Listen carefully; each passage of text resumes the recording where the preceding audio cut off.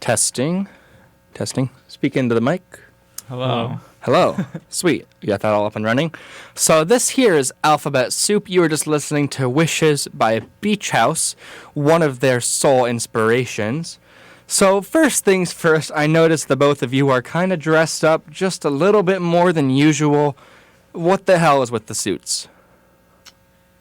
It's you could say we're embodying, I guess, this image. Yeah, this new image that we're possibly going for right now. We're really interested in turning like what we're doing right now, and I like what we're working on right now. It just kind of feels like this is like the right way to go, and we both kind of like are really engrossed in it right now. Mm-hmm. Very vague. Is that intentional, or you just trying to deprive me of what I need to know? A little bit of both. A little bit of both. We know you, so we Yeah. You see things a little differently, but I mean, we're enigmatic people in general. That's very true. So how does that enigmatic approach go into your music? I think it has everything to do with our music, truthfully. I think that from the start, Alphabet Soup has always been something that kind of just came out, and then I think nobody really saw it coming. I didn't. Yeah, I don't think anyone really did, so I think being enigmatic, being vague, being all these things are kind of what we're best at. Yeah, I feel like visually as well, I think we're also very interested in the more artsy aspect of it, with it being like the visuals, with doing all the music videos and the promo, and doing all of like the advertisements on the Instagram and everything like that. So, which we all do practically by ourselves. So yeah, you are your social media managers, correct? Yes, correct. Entirely. Mm-hmm. Do you like promoting music? Do you enjoy it? Because I know a lot of artists that don't like that you have to put your name out there so heavily to make it. I think we've been shying away from that. Like we don't really refer to ourselves. We don't post a lot of photos of ourselves. It's really just like everything that we post is like really heavily edited and like digital, or like the stories that we post are never like of us.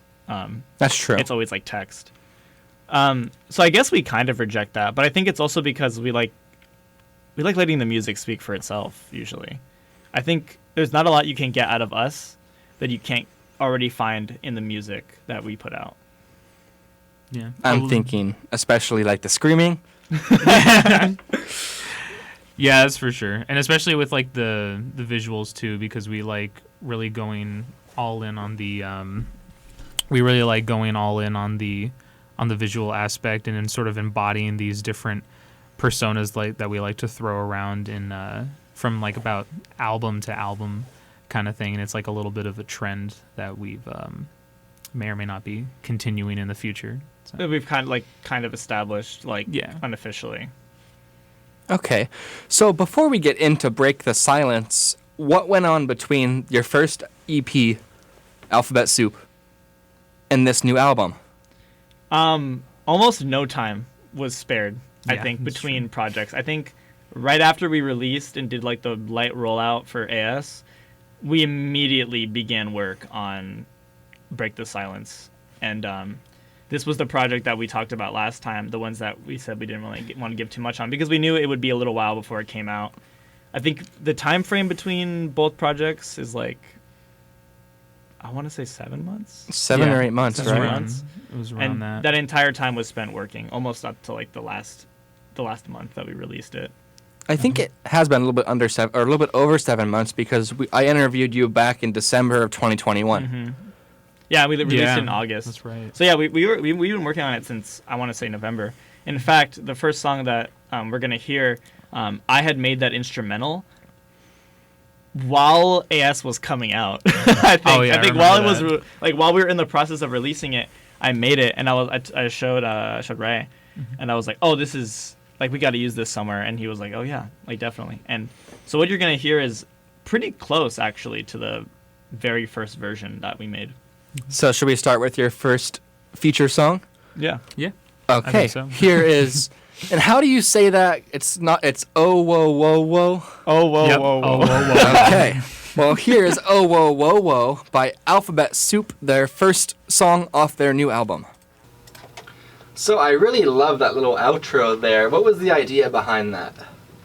I guess you could say it's kind of like a possible repeating motif that we're sort of going for a lot of these, probably for our albums or for our EPs. You know, we may or may not do it going forward, but it's just like a nice little repeating motif for the people who paid attention during the EP. Who's like stuck with us. Yeah. Like, I thought it was like just like a stupid idea that we had for the EP, and I thought, because the EP was very lighthearted compared to I think what we're doing now. Like tonally? Yeah, just in general. So I wanted a lighthearted thing to end off the first song with, because it's just an instrumental. And so I thought of putting this like robot voice that I found online over it, just like miming it for us. And then I found the same voice again, and then I did album. So it's like, yeah, it's like kind of like a little like motif for people, like, I don't know if you like, I don't want to sound like elitist, but like true fans, quote unquote, who like enjoyed the first one and wanted to like continue it off. Okay, so it was kind of out there for people that have been following you since the start of Alphabet Soup. Yeah. Yeah. And so does that have anything to do with the name of the song by chance? So we had a conversation. So this song went unnamed for like a majority of it being finished. It was I think it's the first song we really finished. Yeah. Like fully, because it was the first song we did. And we always do titles usually last. I think I said that before. We do titles usually last. And sometimes they come to us easily, sometimes they don't. This one, we were going back and forth on a ton of different words. I think the title I wanted the most originally was Null. I wanted to call it Null, because Null means nothing. And I thought the song was just like a little nothing. That could have fit. It's like a little banger. But Raymond and I, what was the idea you had? You had like other ideas. I kind of wanted it to be just like essentially like just the opener. I didn't want it to be super like too extremely concept based. I kind of wanted to leave that for Man in the Mirror, which is the song right after. And so I don't know. I think I was the one who actually originally wanted it to just be like, oh, whoa, whoa, whoa. Because I figured like Null would have been a little bit too on the nose, and I kind of wanted it to be a little bit more tongue-in-cheek. I think my opinion. I think that was a title that we came up with. I think one of us said tongue-in-cheek. Like we should just call it that. Yeah, or we thought about that or like too. That. So using the words phonetically came from this song by a band called Illuminati Hotties, and they have a song. They have a song called yeah yeah. That's the whole title. And it's like you can read it's spelled out like that, and that's the chorus for the song. She sings like that. So we were just like, oh, well, let's just call it oh whoa whoa whoa. And then I asked Ray to spell it out, and he spelled it out exactly like how it's done in the final product. So it was a cute like group effort to get the title for this song. That's not the most interesting thing about this song. I really like it. I think it's like a really fun, just like short, like banger you can just put on randomly, and like it has like a lot of movement. I feel like is on the song. It's very catchy too. Yeah, I wanted that to be apparent, especially just because I didn't want it to be like a slow burn opener. I just kind of wanted it to thrust you into the album and say like, oh hey, we're back. Like this is the album. You know, immediately just. Like 1.5 minute opener, it's right in your face, kind of just to throw you in, because that's how like the whole album really feels, at least in my opinion. And then it goes through a lot of changes and a lot of different textures throughout, and this one is just kind of like a little bit of like a small taste, but you're immediately thrown in, and it's not really like a slow burner where you have to get into it the more songs you go into it, because we don't have that much time on it, and so we want to give you like everything that we can up front, kind of thing. It's like about like going all out, just like on the first track. And I do think that obviously there are some tracks on this album that like go a lot harder, that are a lot angrier, that are a lot more like forceful and pushful. I think this one is just like, I don't know, like this, like it's incredibly loud. You barely get any time to like. There's like no intro. A lot of our songs have really long intros. This one has like almost virtually no intro. You jump right into it, right? Yeah. And that was kind of your point, right? You wanted to jump right into the album. Yeah, Pretty much. Like Ray was saying, we were talking about earlier, like it's like a turning point for us. This song, and like as well as a lot of the other songs you'll hear on the record, it's a turning point for Alphabet Soup, and it's like a lot of people somebody asked Ray, they're like, oh, you know, your new album's gonna come out, like, what does it sound just like AS? And Ray was like, no. No. It doesn't. No. Ray was like, no, we're not doing it. It sounds nothing like it. It almost feels like, and you'll notice this later on if you're listening as you continue, that it kind of continues to unfold as time goes on. But I can't help but notice the repetition that you tend to focus on within the lyrics. Is repetition like one of the most important parts of this album for you? I don't know if it's necessarily like the most important. I feel like just on this song specifically, we also wanted to make it, I think, a little bit catchier than some of like the other tracks where we really dive deep into the concepts of like the sound of it, and especially lyrically. I feel like this one was just sort of meant to be super catchy, super earwormy, so that it could kind of stick with you. That way you're just essentially just put into the headspace of the album immediately. There's no like backing off. There's no safety in it, you know. It's not like a safe opener. It's just kind of like, oh, it's here. You're immediately in the headspace. Like, you're shocked by it as soon as it turns on, kind of thing. I'm very, very inspired by Solange. Her last record that came out in 2019, When I Get Home, is virtually all repetition. And you're going to hear that a lot in our lyrics, especially on this one. There's literally entire songs where it's just the same word over and over, and it's like a chant. And I think that chants have a very temporal quality to them that kind of displaces you from where you are and puts you in somewhere.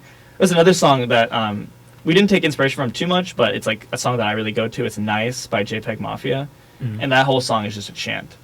And so we try to capture a lot of that on a bunch of the songs, and like it's just very transcendent, like a lot of those lyrics when you hear them over and over again. And I'll hear people outside too just going, oh, whoa, whoa, whoa, because it's like it gets caught in your head. It's like it's visceral almost to a sense, because you're just making sounds. They're not words. You know, you're just making sounds at that point. But I feel like that's when you've kind of you struck something, when you can get people just to make noises. That's true. So you have had fans that will just go like, oh, whoa, whoa, whoa? Yeah. Or my family too. Because my family's very supportive of our music, and my mom all the time would just go, oh, whoa, whoa, whoa. It's like, I don't know, it's like people revert back to like childhood, like when they do stuff like that. It's funny. Yeah. That is actually really funny. So you said they're pretty vocal supporters of the work that you've made this far? Yeah. I feel like both of our families are. Yeah. And it's like, it's nice, because I know a lot of people don't get to enjoy that luxury usually. A lot of families think that music is like a waste of time. Yeah, a lot of people do just kind of hate the art that their children make because, should be working 9 to 5 is what they want. Yeah. Which is what we do still. We still have jobs, and we still... Well, I actually recently quit. But I did have a job, and I did have a job throughout the entirety of working on Break the Silence, so... Yeah. We both did at that time, actually. Were those jobs getting in the way?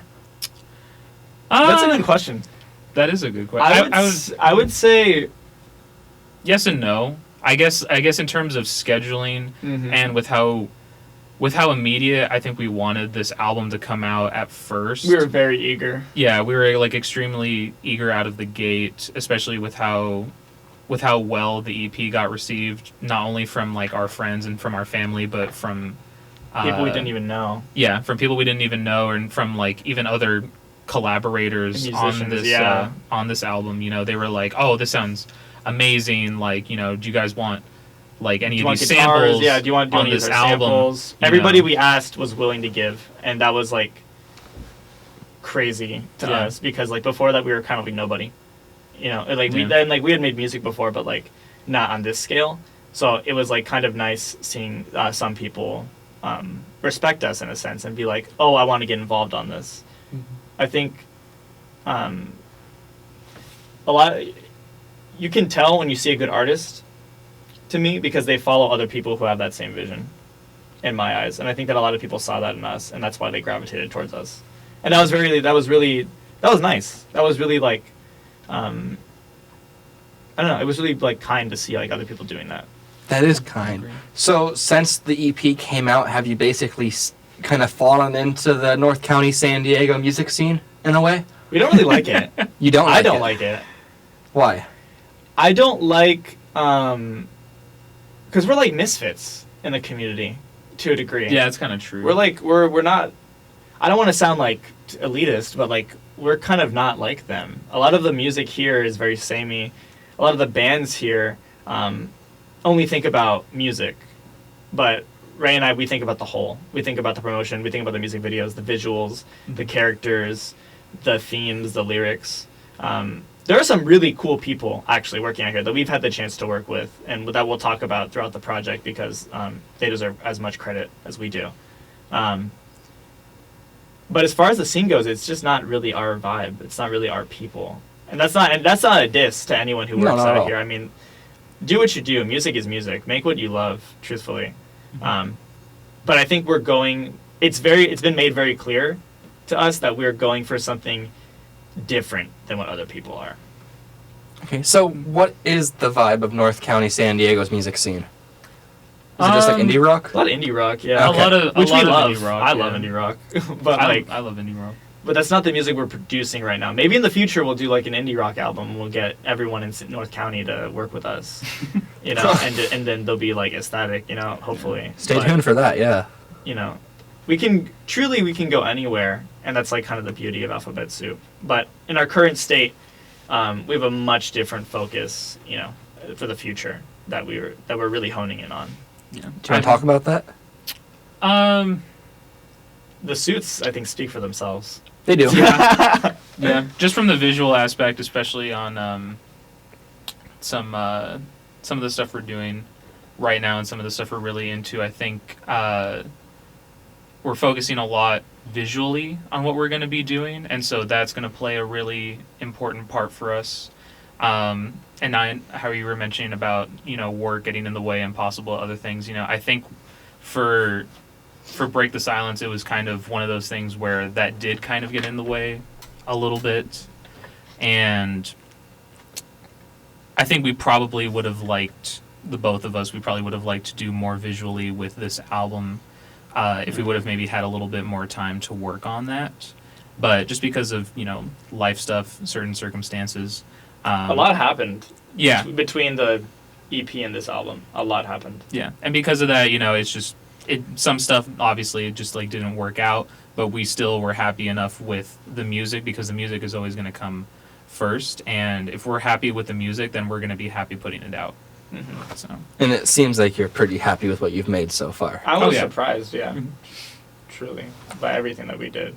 I enjoy it personally, and I can tell you your music is definitely a big deviation from what I listen to. Any Cruise Control listeners out there, you know, Alphabet Soup doesn't quite align with what I usually listen to, but it's still pretty solid in my opinion. And so I think it's Thank you, I appreciate it. Yeah, that. for sure. I like this album, honestly. I think it connects with me a lot more than your EP. Mm-hmm. But it's also a lot more fleshed out, I would say, and I'm sure you agree with that. I would agree with 100%. that. 100%. Yeah. Because the EP was just a concept, and then this is like a full idea. Yeah, this is fully executed, fully finished. Yeah. So I think it's time we segue to your next song, Man in the Mirror by Alphabet Soup. Coming up. Ray's personal favorite. Yes. It's your favorite song? Yeah. Okay. I'd say it's mine. Coming up right now. That was Man in the Mirror by Alphabet Soup. Now, I said initially that this song was kind of a hype song, in my opinion. I don't know how that makes you feel. Actually, you know what? I mean, listening to it now, I think I could see that as the interpretation. The lyrics don't necessarily, I guess, reflect that because they go very deep. Yeah, they go much deeper than that. Into our personal lives, especially. Yeah, they definitely go a lot deeper than that in the lyrics. But I guess with the beat structuring and with all of like the formatting that Fabian especially did, it does give off that vibe because it's something that you can definitely thrash to. It's a headbanger, for sure. yeah. Oh yeah. You know, which I guess was kind of the point because it's like one of those songs where, you know, you can listen to it and you can have a great time to it, but then if you really dive into the lyrics, it's like there's something there to really really crack open. You start off headbanging and you end up crying, basically, Yeah, right? exactly. Almost. Those If are you the best think- songs. Actually, honestly, Those are the best songs. The lyrics truly do that.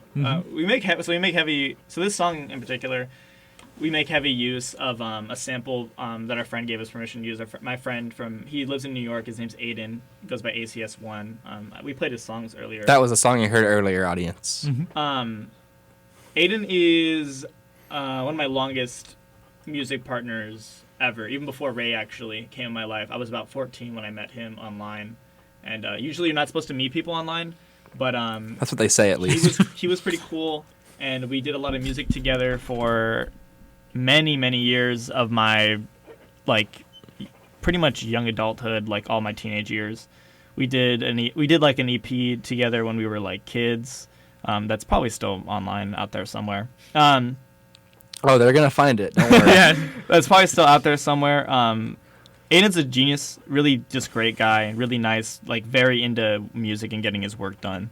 And so he gave us permission to use a sample from his album "A Lamp Burns Red," and that's what you hear in the background. It's a lot, but it's heavily modulated. That one's like a synthwave song. Yeah. This is like pretty much like a rap song, like an electronic rap song, and it's A lot more hip hop based. a lot more hip hop based, which was like the full intention, because I knew I also wanted Easton. Easton is heavily featured on the song. He's the entire first verse.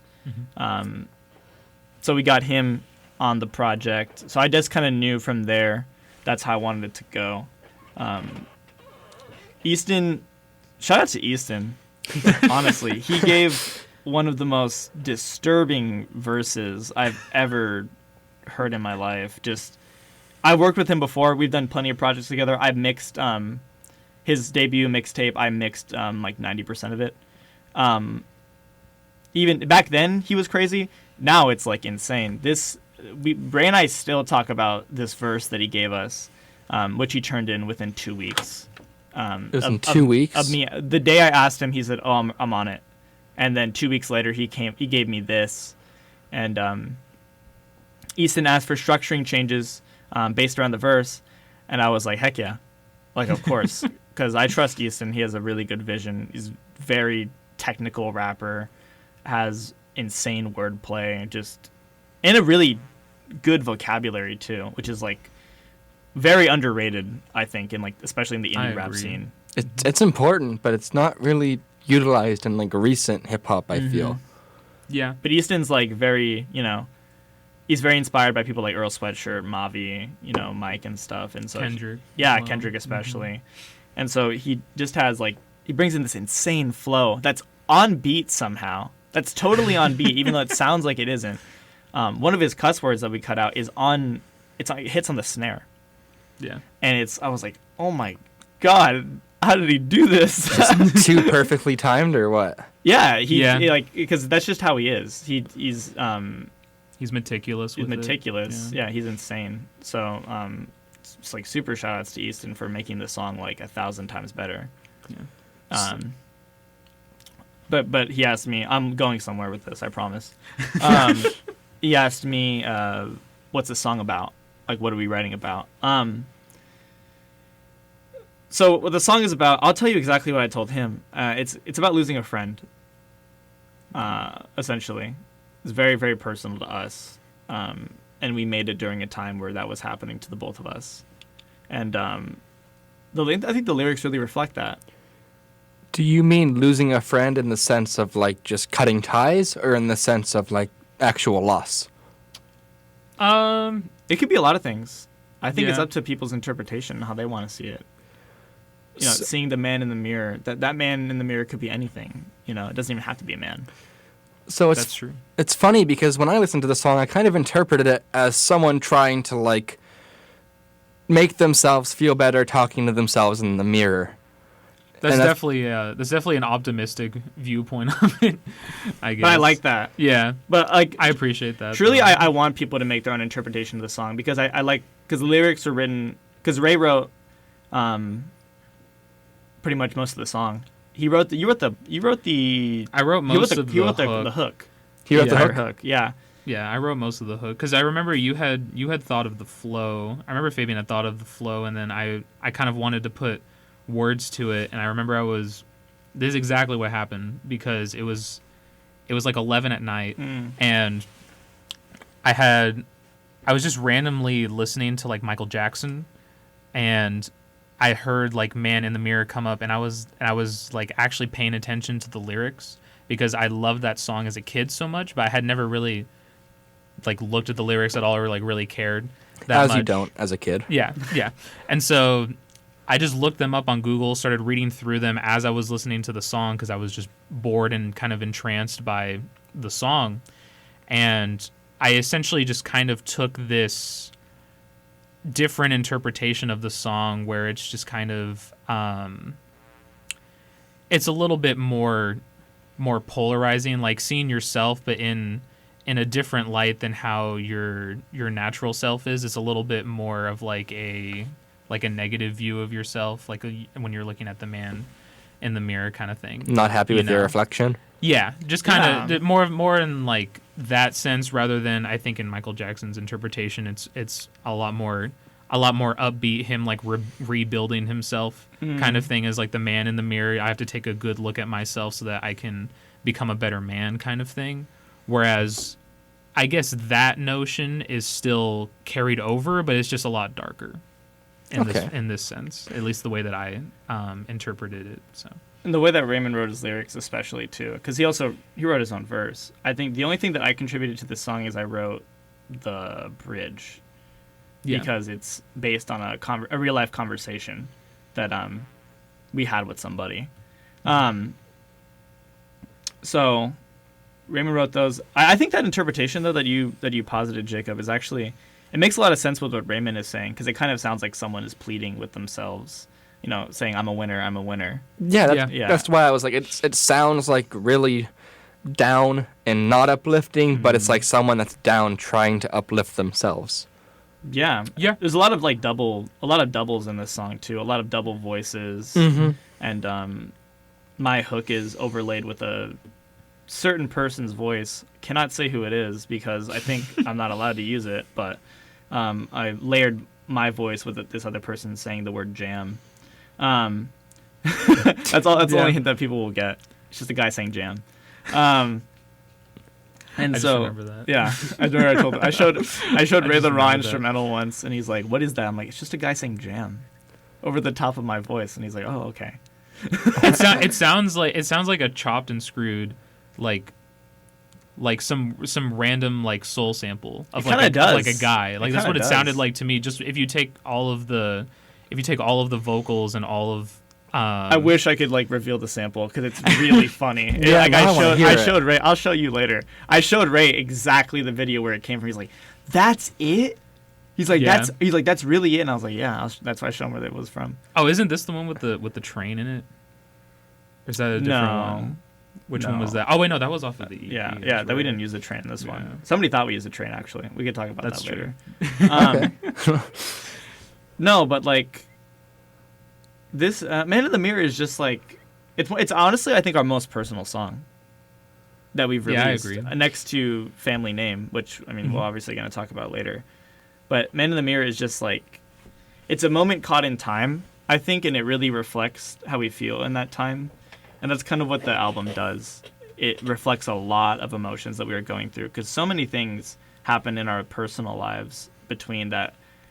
We have a lot of stories that like go into each song that like are very like personal and like touching, and like I remember the day like it came out, I told everyone like this is what it's about. It's about us. It's about like these really personal things. I remember even saying I'm not even sure if I want it shared with all of you because that's how private kind of like these conversations are. These like the things that we say like in hushed voices, and yet it's out there.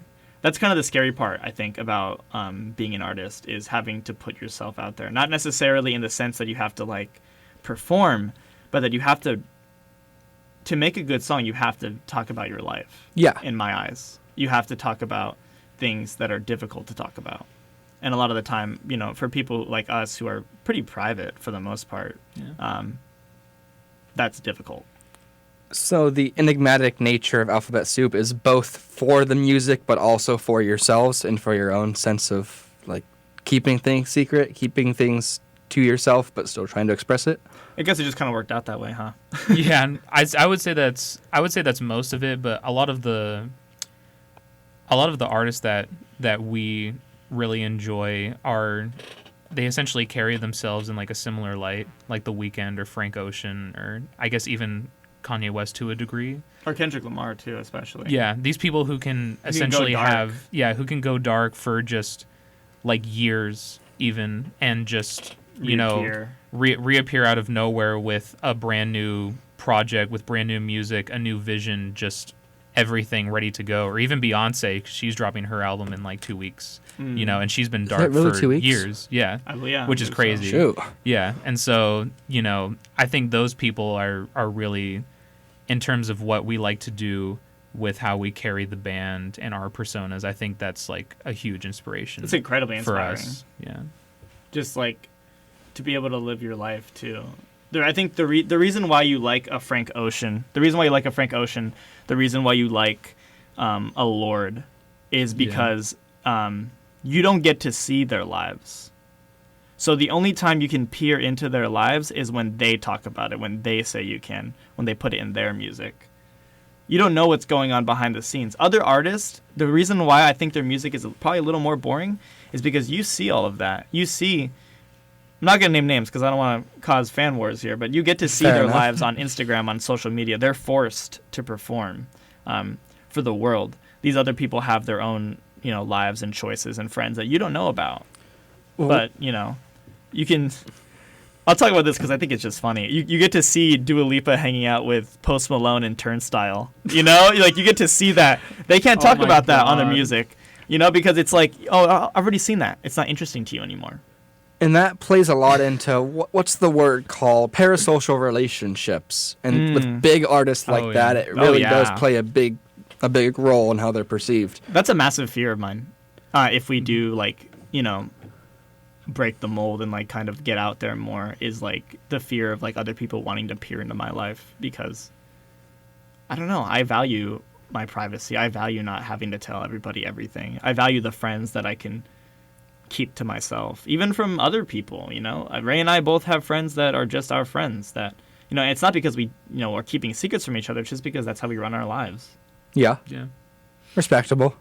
And it's not and that's a major part of being human. I don't want to lose that human aspect in my life, that privacy aspect, because that's a right that I think that I still have, that I think everyone deserves, even people who are in the public eye. They deserve to have their own life. They deserve to have their privacy, their feeling secure. And that's one of the many curses of fame, is that you basically lose a lot of your privacy once you become in the public eye. Fame is synonymous with success, which really bothers me. Yeah, it's a stigma that I think probably needs to be broken. I think the other thing too is that not even just from strictly a music standpoint too, I think if you have that private life and you're able to remain out of the public eye for so long, then you have a lot of those stories to tell, because nobody really knows anything that's going on. And so you have a lot more content just strictly from a music standpoint to even give back to the world. People are wondering what's going on with Kendrick Lamar for the past 5 years, and then he comes out with this album and you have essentially his whole, what he's been going through for this whole time. Yeah, his stories. You get all of that because nobody knew for the longest time. And I feel for the people who are in the public eye for so long, it's you can only make music that is appealing to a wider spread audience, because everybody kind of can relate to that already. It's none of it is really super challenging. A lot of it is just extremely relatable, because it's out there in the world to present to everybody already on their Instagram or something, or even TikTok now. You don't want your music to be universal at all, do you? Maybe I would want our music to be universal. I don't know about us though, as people. Yeah, I don't think I'm a universal person. I think that I'm not an acquired taste, quote unquote. It's kind of a weird way to put it, but I think that the reality is that you're not going to be friends with everybody. Yeah. I'm not. This is like a really rude thing to say. I'm not going to be friends with every fan that we have. Truthfully, I appreciate the support, but I'm not meant. I don't think people in general are meant to mix with everyone. No. 100%. And so that's like. But that's the thing, is you kind of have to fulfill this role now that you're kind of put into that headspace. You kind of have to be this likable person. And well, I think that Ray and I are fine. It's just like. There's a certain polished look that everyone is kind of forced to do, and I really reject that. I really, truly don't like that. I think it's a little inhumane. I think that it's unrealistic. It's unrealistic to view humanity like that, like toys, like these things that don't have their own opinions and feelings and emotions. But that's what people like to do. People like to project those sort of qualities on things that aren't there. Yeah, I feel like it's a lot easier with artists for people to do that as well, because, they make music, but I feel like people usually tend to talk more about the artist themselves, and they tend to project a lot of their ideas onto the artist rather than the art. Because the music is them. Yeah, because the music is strictly them, and they put a lot of effort into the music. Most of the time. Yeah. And I don't know. I feel like people are a little bit too obsessed over that, and then if there's something that is controversial or something in somebody's lyrics or in somebody's music or whatever, that tends to overshadow the majority of the work, and then that is essentially focused on, and that ends up becoming a headline, and then that's the reputation forever kind of thing. So you're big on separating the artist from the art, then? That's a very stigmatized term, I think. What people really say, what people really mean when they say separate art from the artist is, are you willing to accept the terrible things said our X artist has done and still listen to their music?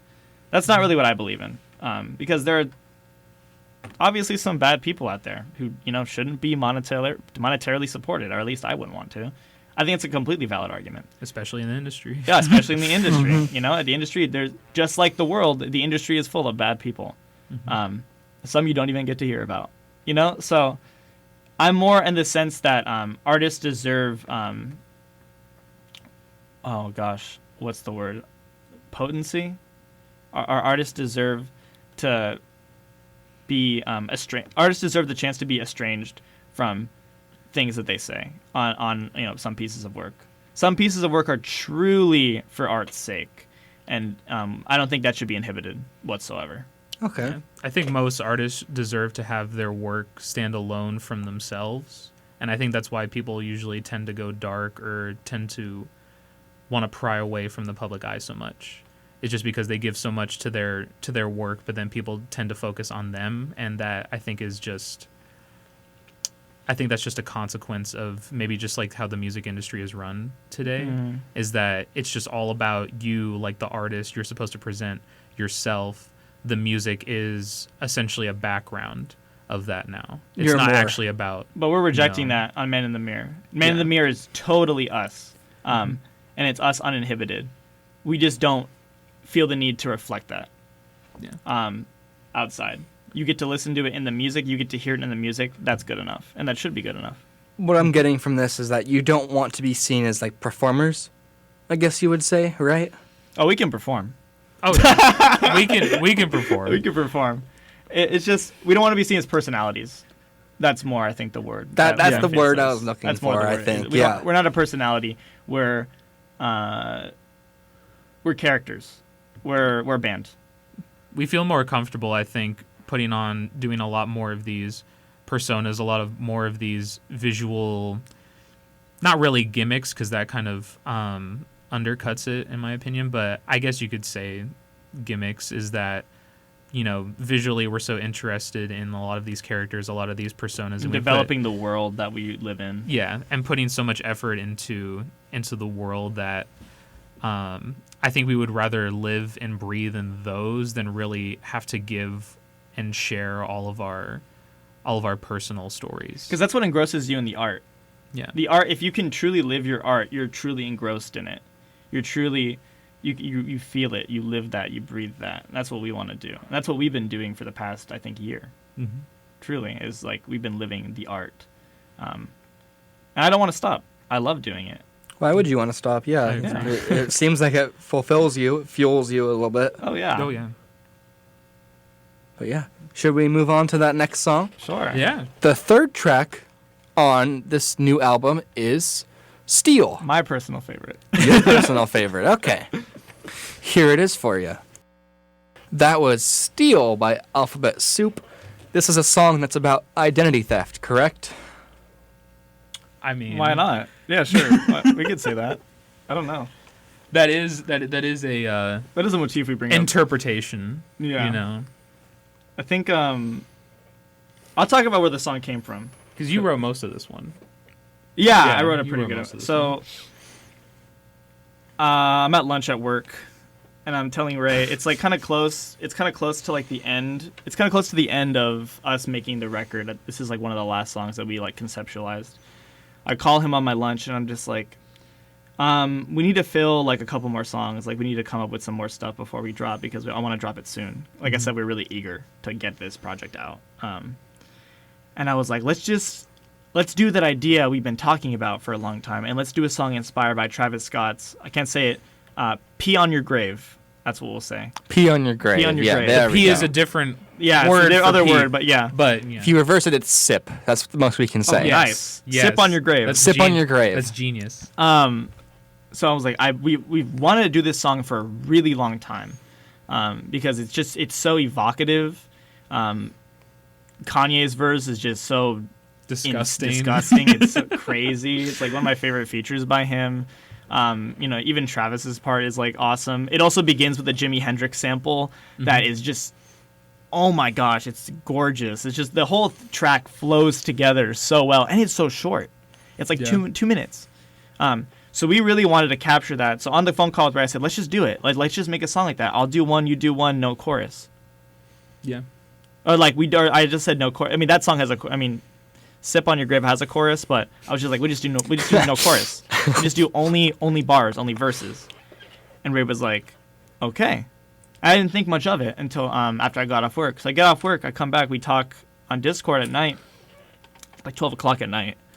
And Raymond just goes, oh, I made it. And I said, Yeah. what? I said, what? Oh, I made the instrumental. Do you want to hear it? And I'm just like, oh, sure. So he like screen shares with me, and he literally pulls out pretty much what you're hearing, pretty much almost the final version of this song. What we release is virtually what Ray did, on his own.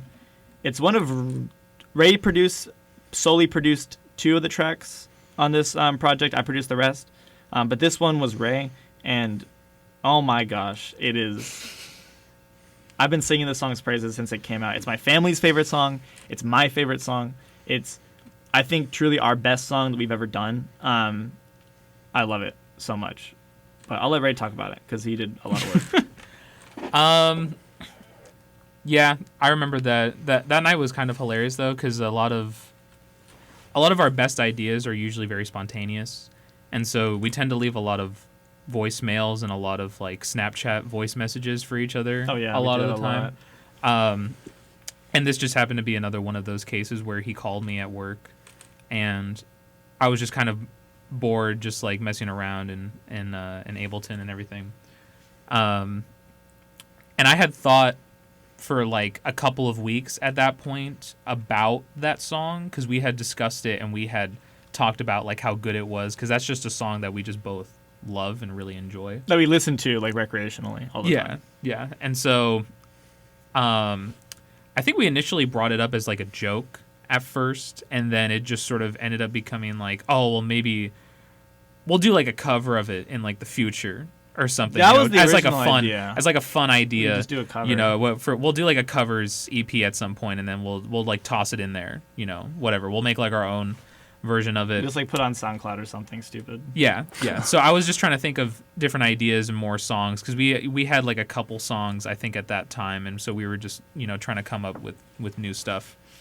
And then I get that call, and he pulls out like, we got to do that song, like I want something like that, and immediately in my head I was like, okay, you know what? No, we're doing it. I'm gonna do my version of it because he essentially gave me the green light. Right, he unleashed the beast. Yeah. All right. It was over at that point. I knew exactly how I wanted it to sound. I made the whole thing in about like a half an hour. Half an hour? Yeah, it was half an hour. I made the whole thing in about like a half an hour because I knew exactly the drum beat. I've been playing drums since I was a kid. So I knew exactly how I wanted the drums to sound. So I just needed to find like the right samples in Ableton and pull from that. I essentially just created like my own drum kit from scratch and just from like pulling different sounds and samples. We also used a lot from the A2B2 Glooming sample pack that released for free. A2B2 is Andy Morin's personal project. He's from Death Grips. Mm-hmm. Okay. I showed Ray the sample pack, and he used a lot of it extensively, but it's free, so we're allowed to. Yeah. So you found that online? we can credit that. Yeah. Yeah. Okay. It was on his the A2B2 website. Yeah, it was on his website for like a week or two for free, and so I was like, oh, you know what? Yeah, I'll download it. Yeah. And now it's not? No, I don't think it is anymore. Is it not? It's probably still available somewhere. Yeah. That's crazy. You can probably still get so it. it's exclusive now. So now you're officially. I think you can still get it, but you know, we can monetize it now. There we go. There we go. Technically speaking, you're one of the very few artists to have that sample pack used and finished. it's possible. Yeah, I actually probably. don't know. That's a good I actually question. haven't. I've seen other people make stuff with it. It's a massive sample pack. It's got a ton of sounds. Yeah, a lot of synth stuff in there, which is exactly what we ended up using. But the drums specifically, the way that we wrote the lyrics, or the way that Fabian mostly wrote the lyrics, is that it's in like a 4/4 structure, like how it normally is for a song, but the drums are in like a 3 measure pattern. Mm-hmm. So there's like a repeating fill that I throw in after each 3-bar pattern. It's really gorgeous. I don't know why I decided to do it like that. I just figured it would probably create a little bit more It really offsets like motion the song. in the song, and it would kind of like offset things. It wouldn't be as straightforward, and I kind of wanted that for this song because I was like, if it's going to be our version of it, then I want to make it a little bit weirder and a little bit more crazy. You never get the chance to like get accustomed to the beat. It just kind of like that fill just like attacks like at random points. Yeah, you can't really like expect it, and then obviously the screaming and shouting over top of it just even adds to like the disorienting effect too. Oh yeah. But and then after like that main portion, I had sort of thought of doing this like heavy metal inspired type of groove, I guess you could say. Because in the phone call with Ray, I said, why don't we do Sip on Your Grave but reverse it? So we end with a guitar solo. Oh, yeah. Because the Jimi Hendrix sample at the beginning of it is like... It's iconic. That's like the whole intro, essentially, for about like 16... like a minute. Yeah, like 16 bars or something like that. It's just the guitar solo sample with the beat, basically. Just to like, you know, kind of throw in a little bit of diversity. Otherwise, the song would be like a minute long. Yeah, realistically. And the same thing kind of applies to us. Is without that second half, the song would be like a minute long. Yeah, but we decided to throw in the second half. We kind of went back and forth, especially when we were finalizing the project, of like how long we really wanted it to be, because there's that long pause after the last scream. Yeah, after like the last scream, and then the beat will come back in, and then you get the switch with like the really crunchy synth at the end, which I think is also part of the A2B2 pack. Yeah. And so I just kind of threw that in, and I was looking for these like heavy metal drums, but I wanted it to sound like as stadium rock like as possible. Very like industrial. I wanted it to sound industrial. I kept using the word metallic when we were talking about it for like the longest time. Like I wanted something metallic. I wanted like somebody striking like an anvil to be like part of it, and that's basically what the sound is from it's like that. The Iron Man sound effect. That's fair. Like it is pretty. Yeah, because I was thinking of that, and it was actually slightly inspired, I guess, by the Iron Man soundtrack, because they have like a lot of those like effects in there, and a lot of the soundtrack is actually very like rock inspired, which is really interesting. That's why I like it so much. And so I wanted, I guess, a little bit of that, but just heavier and really crunchy. And so I found this pattern off of this website that I use, which I'm not going to say what it is because I don't know if that's allowed. Illegal. But yeah. Oh. Yeah. But you didn't hear that? I found this like loop that's like 4 bars, and that's exactly what you hear for the beat switch. And so I was like, this is perfect. This is everything that I wanted from this drum sample. And so I tried recreating it myself, but there was just nothing that I could find that had that metallic sound to it. Like the drums I could probably do on my own somehow. I could maybe even record it with like some of the instruments that my dad has. Shout out to my dad. Guys, you're hearing like an exclusive story. Everything he's telling you I've never heard before. This is actually really ingenious. But, you know, because I was thinking like, oh, I could pull some of the drums out of like, you know, my dad's stuff in the garage, something like that. And then I could just maybe like recreate it myself because I just loved the loop so much. But I was like, I don't know if I want to just use the loop. I feel like that's just kind of lame. But nothing that I found on Ableton or any other samples could like emulate that sound that I was going for. So I was just like, screw it, I'm just gonna use it, and then if he likes it, then we'll just go with it. We can use it as like an outro, or maybe we can. The initial thought was to use it as like a second song, as like an interlude or something. I loved it. Yeah, and then I loved every minute of it. that was about like a half an hour of me just like going back and forth, like, oh no, I'll just leave it at the end. That's why there's that space there initially. I'll just leave it at the end. We kept that space. Yeah. Yeah, because it worked thematically. In artistic space. Yeah. Yeah. Yeah. And so I just left it at the end because I was like, you know, maybe we can use it, maybe we just won't. Because Fabian always tends to do that with a lot of like the tracks that he produces as well, is that he'll just leave like sound effects or anything that's sort of unused at the end, just in case there's like, that may or may not come up later in the track list as well. When I send in raid demos, there's usually like a bunch of like random sounds at the end, like, and because it's unfinished, so it's on the final song. Yeah. But that was really smart, because then that gave me the idea. You know, we were gonna do reverse "Sip on Your Grave," so we need a guitar. Mm-hmm. So we contacted our friend Max Jones, Maxwell Gordon Elvis Jones is his full name. I did see that on the Bandcamp. Shout out Max. What a musician name, yeah. Max is awesome. He did a 3-hour session with us on Oscars night, I think it was. Oh, it was Oscars night. Oscars of 2022. So, yes. Yeah. He did a full session with us, and he gave us like 4 takes of that last guitar part, and I just chopped it up, and I put it into the... So the main part that I had to do with production was just chopping that up, and then dispersing it throughout the song, and obviously like screaming. And I think it came out geniusly. Like, Max just totally gave us like his A game, and he was super nice to us too, like the whole time while we were recording, even if it was like super last minute. But like this guitar was just like, it's the missing piece in the track, and when it all comes together, it just like creates this like one hit jam that I think is like just so fun and so awesome.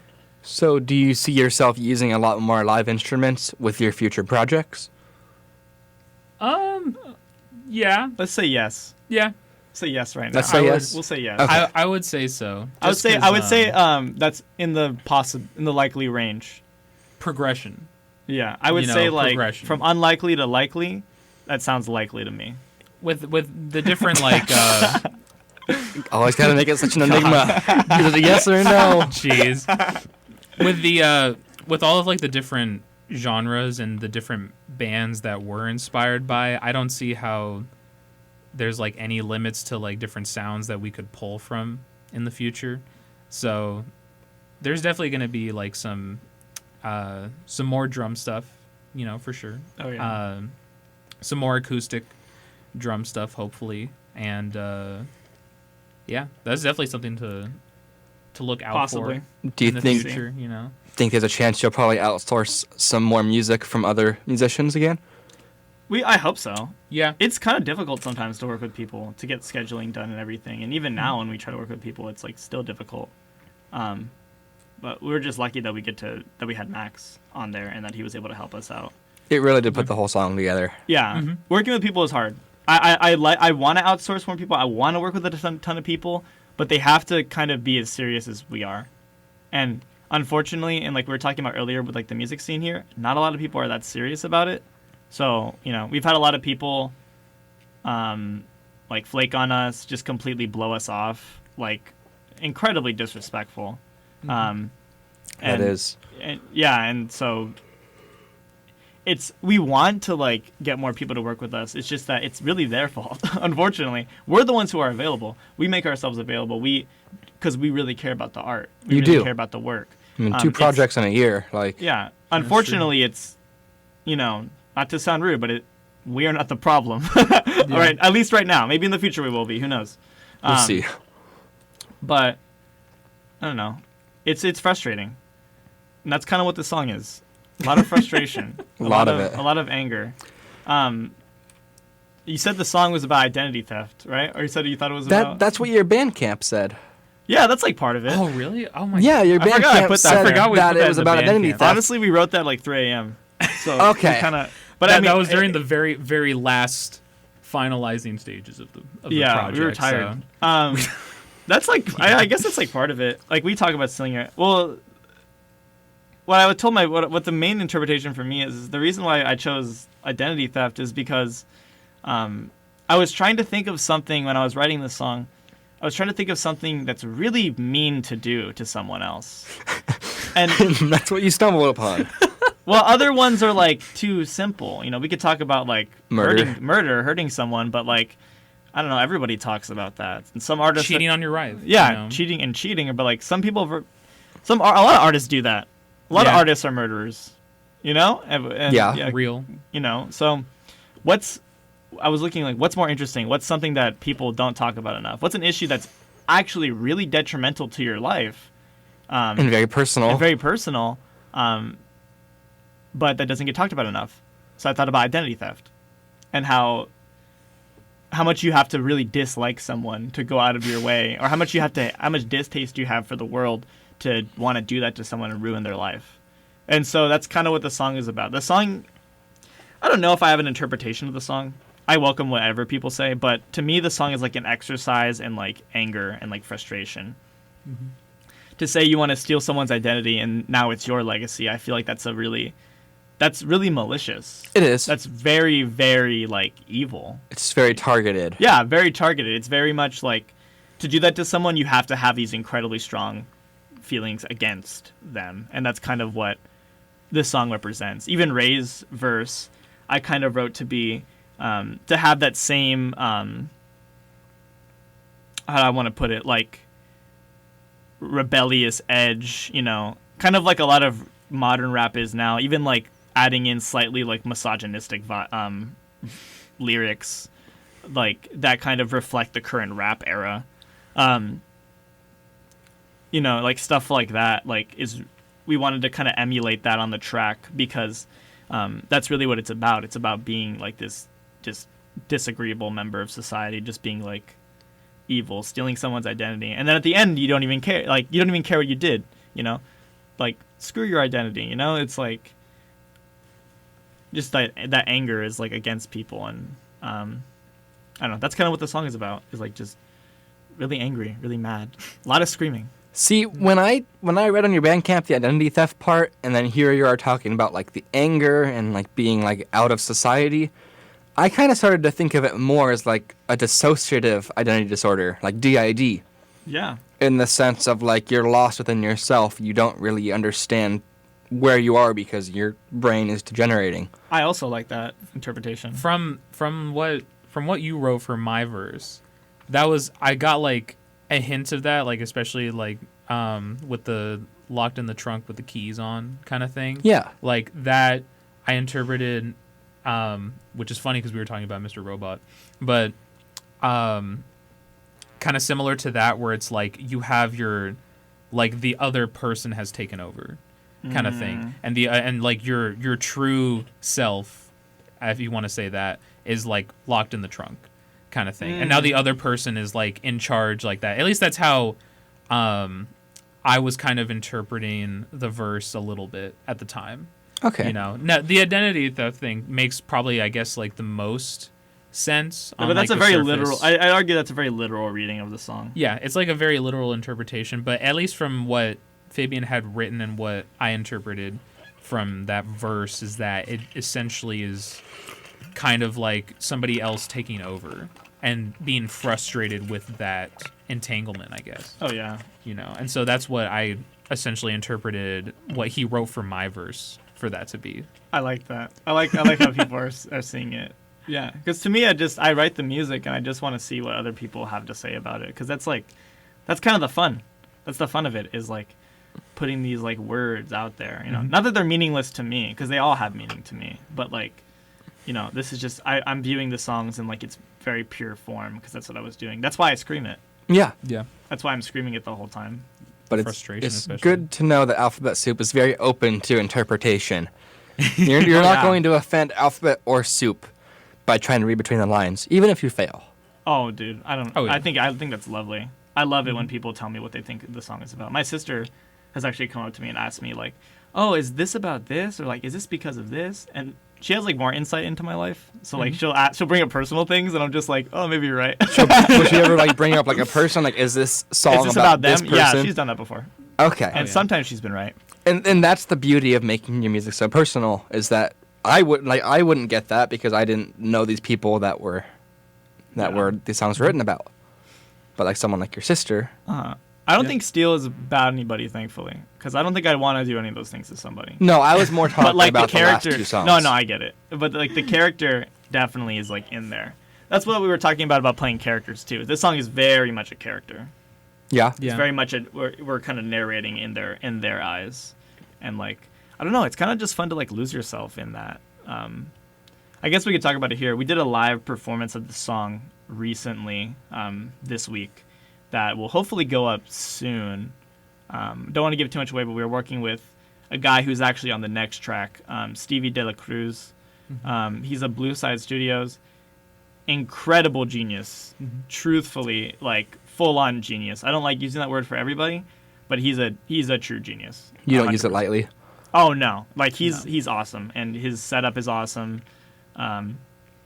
His commitment is insane, and I'm really excited for working more with him. We'll talk about more about him later, but yeah, but like this song is just like everything. I'm trying to do everything for it, and it's just like it's got everything we want. This song is very Alphabet Soup. And this next song is actually my favorite song on your album. Yes. Oh yeah, that's right. Yeah, this is actually the one song that we will be putting in the Cruise Control playlist coming up over the next few weeks. Get us more streams. Yeah, I will get you more streams. And now is the chance to plug your Instagram and your Spotify if you want. Yeah, we're just Alphabet Soup on Spotify, and then it's _alphabet.soup on Instagram. We could not get the legal rights to use Alphabet Soup. Some 14-year-old has taken it. So, unfortunately, we are that for now. Might have to go the Steel route. Yeah, maybe in the future. Right. It's possible in the future we will shell out the money to bribe them to give us Alphabet Soup. Or just steal their identity. I don't know. Or we'll steal their identity. Could be. Or it wouldn't be off-brand. Art imitates life in that sense. Yes. Or just life hire imitates someone art. My bad. to figure out the password. Goes both ways. Yeah. But yeah, we can talk about the next song now. You ready for the next song then? Of course. Okay. Yeah. This next song is I Don't Feel Pain Anymore, and it's not about opioids. That was I Don't Feel Pain Anymore by Alphabet Soup. Hello? Yep. Yes. Y'all there? That was us. So to me, this song kind of feels like a turning point for Alphabet Soup, mainly because of that really long instrumental that's playing. It's very different from the super fast-paced music you've been making thus far. Mm-hmm. I agree. That's what I kind of hope for. Mm-hmm. I think this is the song that took the longest to make. This song, I think, took like... Oh my god, I think I want to say like 6 months to do. 6 months? Yeah, because it started as an old instrumental I made for a friend for his short film. That's where you hear the kicks, the really deep kicks, and the little whoosh in the background. Yeah. Started with that, and I was like, oh, I can come back to this. I can reuse it. I can make something new out of it. Show it to Ray. Ray's like, cool. Like, we can possibly do something with this. It really didn't take shape until we contacted Stevie. to do guitar for it. And he said, hey, within like 2 days, he gave it back to us. Mm-hmm. And he was like, hey, I know this isn't really your guys' style. So I'm not really sure how you're going to feel about it. But I'm just going to send it to you guys and I hope you really like it. And you did? He sends us exactly what you heard on the last half. Was that very beach house kind of sounding mellow, like guitar. And I was like, Ray, this is it. I was like, this is what we like wanted. This is like something completely different, completely artistic, completely unique from anything we've done before. And from that point on, I based the entire song around it. I created that 2-act structure, starts off, slow, ends off a little bit more hopeful. Mm-hmm. And we just completely used that guitar to like as much as I possibly could. But it was a nightmare to mix. I mixed it, and that was a nightmare just because it's so many sounds, especially in that last half. This song is inspired by a song by Sufjan Stevens. It's called Die Happy. In the song, he just repeats, I want to die happy the entire time. And it progressively gets more and more intricate and crazy. And he's a really good producer himself, so he does a lot of IDM. Mm-hmm. And that was kind of the big inspiration for this. And it just was so hard to get the idea out there to like broach it because it's like so many moving pieces, so many layers, especially the guitar. I had never really mixed guitars before. So it was really interesting getting to do that and getting to make it so that it doesn't peak too hard and just all this like it's like normal producer stuff. I mean, a lot of people are used to it, but for me it was just a completely new experience. But I loved it. It was really fun. I love Stevie for what he did because he completely changed like everything for us. Raymond has the sole writing credit on this song. The one phrase, we like went back and forth for like 3 months, something like that, on what we wanted the phrase to be. Because it was empty for a long time. Yeah, so we just didn't really know what it was going to be. Originally, the song transitioned into this more like ambient thing that we made, essentially. And so I figured if we were going to transition into that, then it should be something like, a little bit more similar to like Kid A or something, I guess. Okay. Oh, yeah. That was initially the sound that I was getting from it, at least from my ears. And so I was trying to think for like the life of me, like what it could possibly be, because we knew that we wanted to do this repeating motif similar to the Sufjan Stevens song. And so I guess with I Don't Feel Pain Anymore, I guess in a way this is also like one of the most like personal tracks to us. True. Because I guess, there's a lot of emotion, especially when we were making the song, and especially with the guitar part that Stevie gave us. It just sort of like put all these pieces together that we never even really expected. And I knew it had to be both sides, so it could mean 2 different things. Where it's like this person who's repeating this motif, he's lying to himself essentially by the end. So it's a little bit, you can either think of it in an optimistic way or in a pessimistic way. I consider it pessimistic. This song has the least amount of very lyrics, but it has you can interpret it in a million different ways. It's such a transcendent song for 7 syllables. Mm-hmm. Yeah. No, truly. Exactly. It's like Ray came to me with this bar because I told him, I was like, just come up with it. Just like, give me a phrase. Give me any kind of phrase. Anything at all. Anything. Like just something. And it kind of was birthed out of, we can actually talk about it, the album's original title. I sent Ray this picture and it said, Everything Hurts, I Think I'm Dying. That was the original title for the album. It's like a thing you see like the gym. It's like a gym joke. But I was like, why don't we change it to Nothing Hurts, I Think I'm Dying. That was the original title. Mm-hmm. Then Ray got sick. During the production of this record. We actually got sick twice during making this. And Ray was like, oh, he's like, I was like, just think of it. I was like, you're sick, like you got nothing to do, you're just recovering. Like, why don't you just come up with the bar? Because I knew it had to be this one word phrase. And Ray was like, well, I've been sick, and he says like, I just don't want to feel pain anymore. Yeah. And I was like, that's it. That's deep. I was like, that's perfect. I was like, that's totally it. So I recorded it that day, and then recorded both parts, and then that's what you hear in the song. Both parts of the song are actually 2 different takes, so I try to sing them differently. The first one is this kind of like deep, like mellow one, and then the second one is like this kind of like transcendent, sort of like more like choir-y, you know, because I sang it with like a warmer tone. It's like floaty almost, I guess you Yeah. would describe it as. And I also kind of let the words hang a little bit longer on that second one too. But this one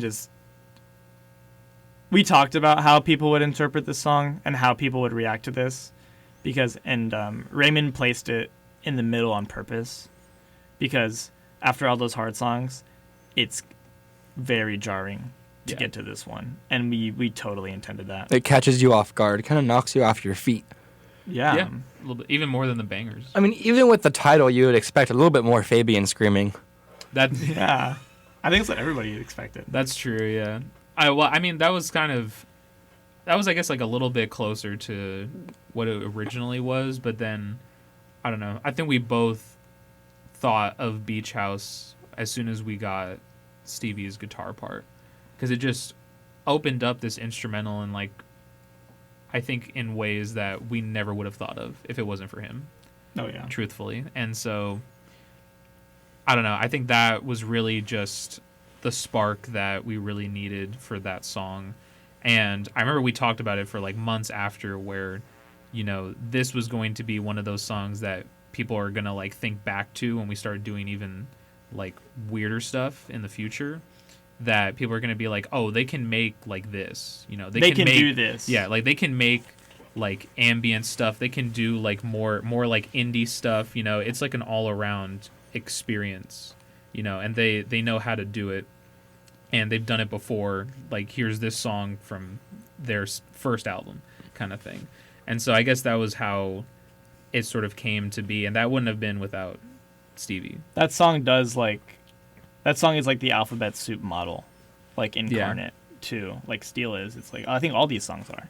This song, and especially though, is like, it just proves that Alphabet Soup is nothing, that we can, but at the same time we're also everything. We can do everything.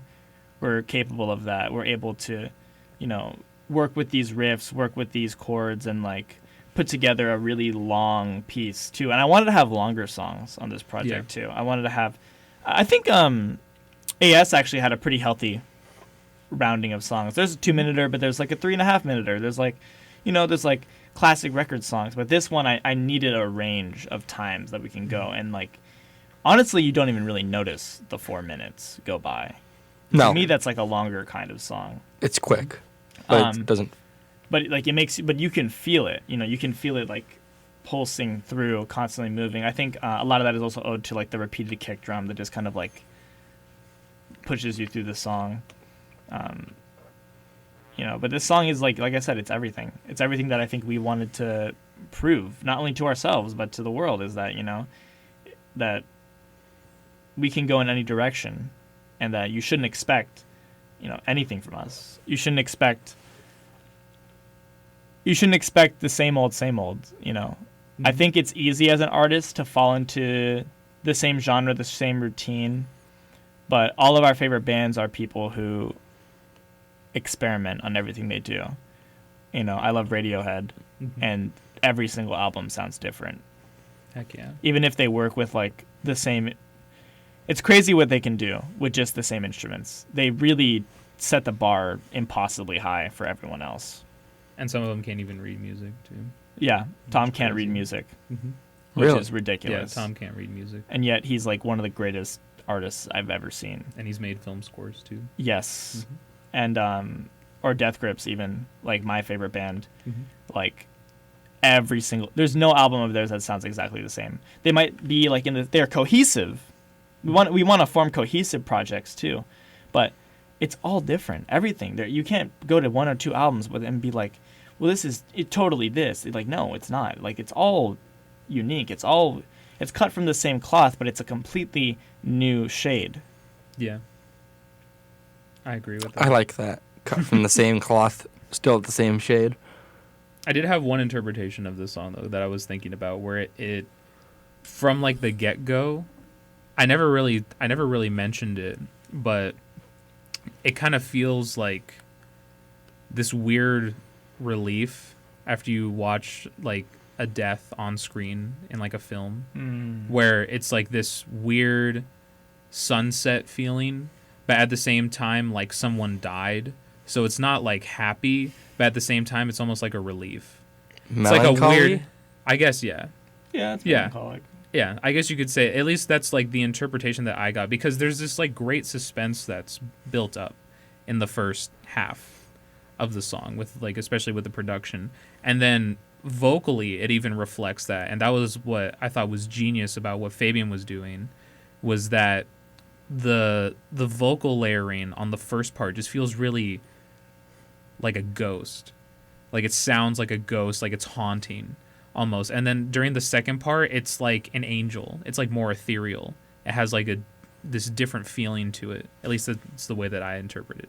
That's also why it was a nightmare to mix. Yeah. The voices oh my gosh. Because like I dropped at least like 5 hours on the 5 to 10 hours on the vocals alone.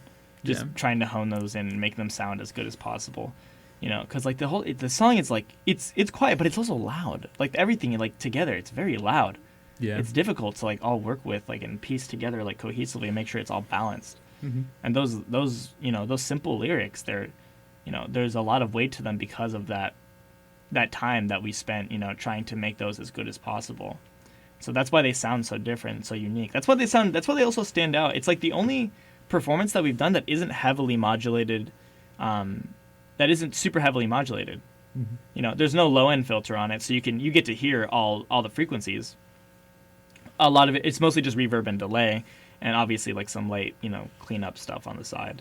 But that's my pretty close to my authentic voice, as you're gonna get, especially on this project, because every other vocal performance is heavily edited because I think Scream sounds better when it's like killing the speakers. Yeah. But like this one is just, you know, it's a black sheep, you know. But I think, as we've already made clear, we're into black sheeps. We like, you know, we are the misfits, and this song is like the misfit. So that's another reason why it's like one of the truest Alphabet Soup songs, is because like its place in our discography is like instrumental, despite, you know, being this like weird piece. I remember my friends mentioning this to me because they were talking about how they wanted the one thing that they wanted more from this album was more guitar, because they were actually like so shocked and surprised by the guitar, and they mentioned Steel and this song as well, and that was like something that I thought was super interesting, because that's essentially what we were going for, and they said that they could have even used like more of it. And so I think that definitely shows our range, that's something that we could go into even more in the future, you know, and people will enjoy it, like not even just on Steel with a lot of like the heavy rock influence with those guitars, but on this where it's like Beach House, it sounds ethereal, it sounds like beautiful. That's basically the word you were looking for earlier. Ethereal. Yeah. Yeah, it has that, it carries that vibe, but I mean, you know, the two tracks are like polar opposites from each other. Oh yeah. You know, at least sonically. And it's also sandwiched between two pretty crazy heavy songs. It is. Oh yeah, that's right. Yeah, it is. Yeah. Ray did that. Yeah. Ray did that. I was kind of the one who track listed the whole thing. Ray track lists all of our projects. I just say one song. I only come up with like two caveats. I say like one song has to go here, one song has to go here. You make up the rest. Yeah, we knew OHWOWOWO would be the first. Would be the opener. Yeah. Yeah. From like the get go. Very much a given. Mm-hmm. So like, from then on, it was just a matter of Ray like picking and choosing the songs, and I think he did it geniusly. Mm-hmm. I think like it's supposed to go like that. It's jarring, but that's like the point. You get this like small moment of like, I want to say clarity almost. That's kind of what this song is. It's like a little moment of clarity where you're like, whoa, like, okay, like you can rest for like a moment. It's breathing room. Yeah, it's almost like it gives you time to cry, I would say. Yeah, 100%. You get this time to like just feel, like evoke, you know, something out of yourself, and then as soon as it started, it's right back into what you were listening to, because we can't let you forget what you're hearing. You're hearing us, and we love all that stuff. I mean, like I said, it's a product of we're a product of our inspirations. We're a product of everything. I'm a product of Kanye West, Zach Hill, Tom York. I'm a product of all of them. I'm a product of all the art that I like to consume, because that's what we do. That's our favorite thing to do. It's our favorite thing to talk about music for hours, all night, show people songs they don't usually listen to, and just like gush over the things that we like about them that we notice because we're like nerds. Yeah. You did that a lot with AS as well. Like Replicant, of course, was your Blade Runner song. Yeah. Yeah, that's true. So you take inspirations from multiple, all mediums. I would say constantly, and like that's like we did that. We do that a lot on this one too. But I think the reason why we did it so much on AS and why we talked about it so much is because that EP was very much just about us. Yeah. It's like an introduction to us. Yeah. Whereas this one is like a product of like stories and like emotions and like what we were going through at the time. Would you say AS is almost like a stepping stone, building up to this? It doesn't feel like a build up. I guess. I don't know. Sonically, it doesn't feel like a build up. Yeah, I agree. Sonically, it doesn't feel like a build up. But I think mentally, for us, it was. The way that I essentially kind of just phrased it was that AS was like the test, and then this was like the actual product. This was the exam. AS was the pilot. This was the feature. Yeah, in a way. Just because there's more examples of some of the stuff that we did on AS that are more fleshed out here, like just simply put. But especially off of like some of because we just straight up did like a cover on AS with Beth Gibbons basically. Yeah. Oh, yeah. And we're not done ripping off Portishead. We're not done. But I mean, that'll never stop. I will never stop. You will never stop me, Beth Gibbons. I will always love you. It's gonna take a cease and desist. Alphabet Soup to lay off. It would take a letter. Write the letter. I know you're active. I heard you on Kendrick's album. That's true. She is on Kendrick's album, which is still we're so excited. Which is still crazy to me. No, but Ray is completely right. It's like that album was just like that point in time, like just because we were like, let's just make something, let's just do it. There was no true Alphabet Soup until after it was out, until after we saw the response, until after we realized we can do this. Mm-hmm. That's kind of what we talked to you about in our first interview, is that album, maybe a turning point is not a good word for it, but maybe it's just like the spark. Mm-hmm. Yeah, it's like the match that lights the fire.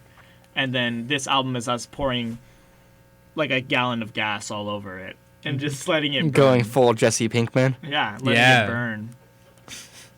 And that's like, I don't know. Hopefully we get to let it burn for a really long time. I hope the spark never burns out.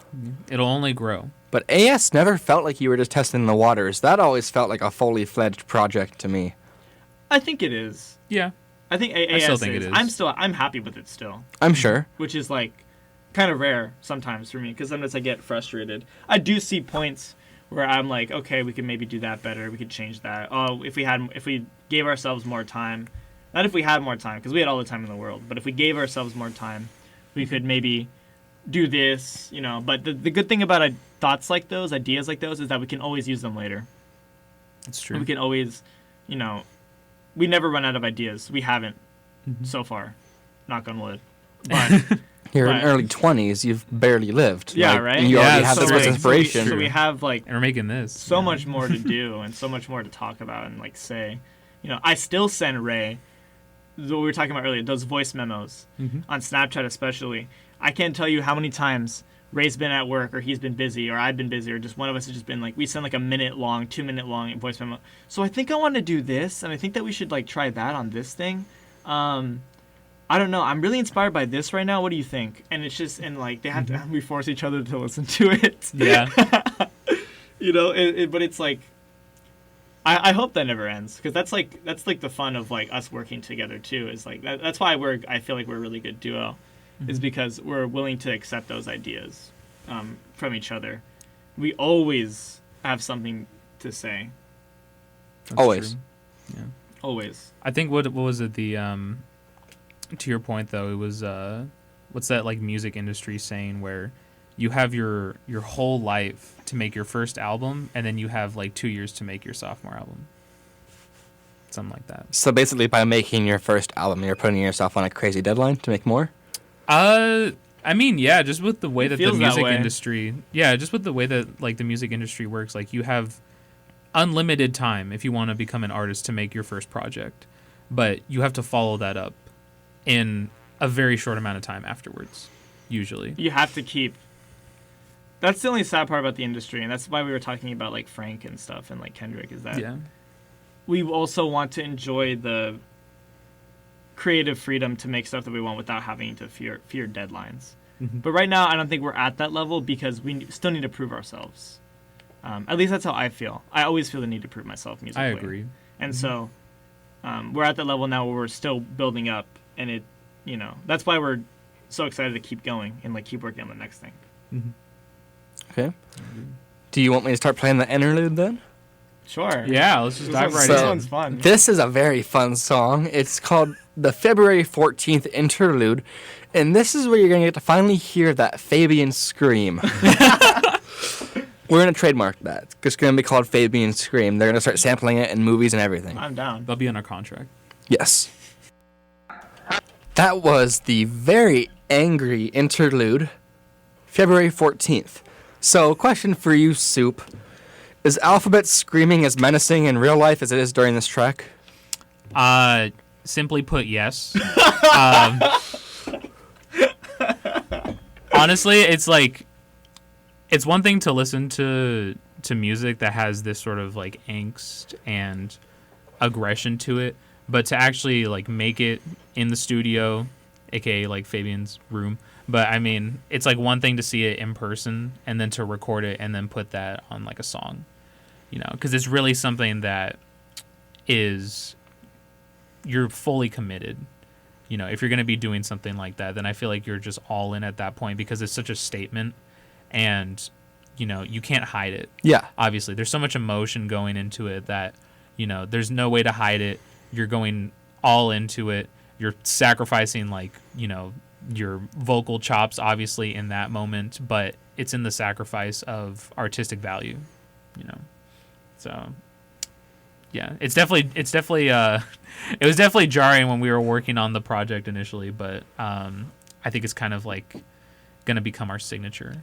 This man has a video of me. Yeah. This man took a video. So I have a few, actually. He has a couple him of videos. Screaming? Yes. Yeah, I have a few. He has a video of me doing my take of, because it was a one take. I did the Steel verse in one take, I believe. Mm-hmm. He has a video of me doing Steel, and it's like, it's even kind of jarring for me to see it, because I'm living it. You know, I'm not. I can't view myself in the third person. You know, so it's like, it's interesting to see how other people are kind of perceiving that anger, that shouting, that screaming, in that way. But he took a video of me, and it's like, he was like, "Why you?" So there's a part where I start holding my head. when I'm doing, he's like, "Why?" Then I mean, showed other people like, "Why are you holding your head?" I was like, "Oh, because I was holding my hair because I couldn't read my own lyrics." But like you do kind of have to like hype yourself up a little bit. Mm-hmm. That's like kind of like the idea. You know, screaming is fun. It's fun. It is. Therapeutic. Yeah, it is too. very therapeutic. This song was very therapeutic. It's like very, you know, emotional, but also like it's kind of funny too. I think it's supposed to be a little humorous. That's why it's an interlude. You know, we didn't take it super seriously when we were working on it. Mm-hmm. This song went through like 3 iterations though, because we originally had like a little intro that had like this little like cool little drums that were really subdued, and then it would lead into this song. So it'd be like a 2-parter song. We ended up cutting that part out and then using it for another song, which we'll hear later. We'll talk about that. Okay. I mean, I will say the song scares me, and I don't think I'd ever want to sip you off. I would never want to sip you off. Oh my gosh. Oh man. Yeah, That's I know. funny. I'm not that much of a. I raise my voice in real life when I'm upset. To tell you the truth, but I don't think I've ever screamed like that at somebody. I've never heard you scream. I don't think I've ever screamed that hard at someone before. But having that power it actually kind of sounds like fun. Because that's fun now. But getting the scream voice was actually a really interesting part of this process because I had never screamed for lyrics before. A lot of my older music is just like sultry, like kind of like happy singing, you know, very Like Joji. very Joji-esque. And this is like the first time I've like challenged myself and just did, okay, let's just do like a scream. Let me just try to evoke like my favorite metal bands or like, you know, like Corey Taylor is a super big inspiration to me. He's the lead singer of Slipknot. And the way that he screams is like poetry. Honestly, there's like no other way I could describe it. It's like art. It's like this very, very visceral. It sounds like he's in pain. Yeah. Which a lot of metal singers are. Most artists in general. Or like how Kurt Cobain screams on some of the live versions. I think he's a live version of Lithium, I think it is, where he does this really loud scream. And I just like the sound of like artists, like they kind of sound like that. Like to do this performance, they have to like kind of stretch themselves thin. And that's kind of what this song is. It's like this very angry, like screaming. And I kept it all in one take, so you get to hear how hard the screaming gets from me, especially towards the end. Because then my voice kind of like starts to waver a little bit. Especially on that last take, where like I kind of sound like I'm almost talking a little bit more. And then like I say Happy Valentine's Day, which is so casually too. Yeah, which is like funny, you know. It's like, and that's why, and then we have like the minor chord at the end. With like the little like minor chord. Just like inserted in there, you know, which was by accident, I think. That was an accident. It was not intentional. No, so I recorded that, and then it's like what we were talking about earlier. I'll leave random pieces of sound in because I think, oh, maybe we'll use it later. And that was an old piece of sound I never took out, but then I just liked how it sounded at the end. Bwah. Yeah, I just like Happy Valentine's Day, bwah, and I was just like, I'm just gonna leave it in. It's like one of those. It kind of works. It's like one of those pieces that, like I was saying, is like a little bit more tongue in cheek, not as serious. Even though like the whole song is completely serious and it has like an aggressive edge to it, but then you just have that at the end, and it's like a little bit of like it makes you chuckle, but you're also confused at like what you just heard. You know, instead of you just sitting there like sulking in like the angriness of it. So that kind of like, you know, kind of takes it down a little bit. Yeah, it puts it like ends it on like a high lighter note. Yeah. So that was very much intentional then, that kind of weird foray in between, is this serious or not serious? It was unintentionally intentional. Unintentionally intentional. Yeah. It's complex in its simplicity, but simple in its complexity. I've been dying to say that phrase. Where's that come from? I don't know. One of our friends says it all the time. It's really funny. It's like one of those pretentious sayings. Yeah, one of those stupid sayings. Any plan to use that in a future song? That would be funny. We might. That would Maybe. be funny. We might. We could. We could use that as a sample. We'll have somebody talking. No, we'll have someone say it. And then we'll use it in the background. Hey, call me up. I'll do it. But yeah, I mean, February 14th, like, I don't know. I think it was originally going to have other lyrics, too. I think Ray wrote, like, a whole verse to it, and I recorded it, and I liked the way it sounded. It was going to sound more Death Grips. Mm-hmm. I was going to try to rap kind of like MC Ride. But then one day I just came home, and I'm just like, screw it. Like, I'm just going to do a song like this. Like, that's just... Like, I like kind of like in the same vein as Steel, hammering in on this one... just completely angry feeling I don't know. I've always wanted to see that like in a song of someone trying as hard as they can to just hammer in this idea that they hate someone, that they can't stand someone, that saying it that loud, that angry gives them some sort of catharsis. it like pains them to Yeah. say it. But it also hurts. Mm-hmm. This song is how I actually got a lot of my personal philosophy, ironically, on like hatred, because to hate someone, you're putting that's a lot of effort. When you think about it's it, a lot of energy. to hate someone is a lot of energy, and I think you're only willing to give that energy, with some exceptions, to somebody that you've once loved or cared about. So I guess that rises up the question, if you feel like sharing, what happened on February 14th of 2022? Nothing happened, I think, for me that day. Maybe that was the issue. Actually, I don't know what. I want to truly believe I recorded this on Valentine's Day. I really do. I'm pretty sure I did. That's why we got the name. Or I at least very much thought of the idea of the song on that day. I know Okay. that was part of it. I don't remember exactly when you sent it to me though. I think we were, because I remember getting. I remember you had dropped it in the folder, and I remember opening it, and I was just like, "Oh wow!" Oh, like we're that. doing This was this. like in a completely different direction. I figured it was going to be sort of expanded, and it was going to be another longer track that, and like the instrumental would maybe like change up like a little bit more or something, or maybe we would like add drums to the second half of it or something. But it just seemed like it was just like a one-off, like, oh yeah, this would just be like a really like insane interlude, and which also transitions from I Don't Feel Pain Anymore, actually. Yeah, there's actually a transitional element. The what's it called? The little train kind of sound, the cart kind of sound goes from both songs. Are you allowed to say what it is? Yeah, are you? No, No? no, I don't want to. That's another cease and desist letter. How many of the letters are you banking on getting in the next 2 years? Too many, Too many? but it's okay. If Alphabet Soup gets big, we can pay them all off. If That's how the industry works, baby. if we get an article written about it, then I'm okay with taking one. You know, like why not? All press You is know? good Oh, press. that's true. Alphabet If Soup it gets sued Alphabet by Soup like sued. you know Kendrick Lamar or something. I mean that'd be kind of Sued cool. for being too derivative. Even Yeah. that would give you enough fame, or infamy, I guess. Exactly. Just being But known as the the small Exactly. band The thing that about- stole. The thing about that, though, is that we're so open about it. Like, I'm open about sharing my inspiration for all the songs. I'm open about saying what elements that we took, who inspired it, because that's the point of the song. Every song you hear today, I'm going to keep it real with you. A lot of artists will say, oh, I don't listen to other people's music because then I start to copy them.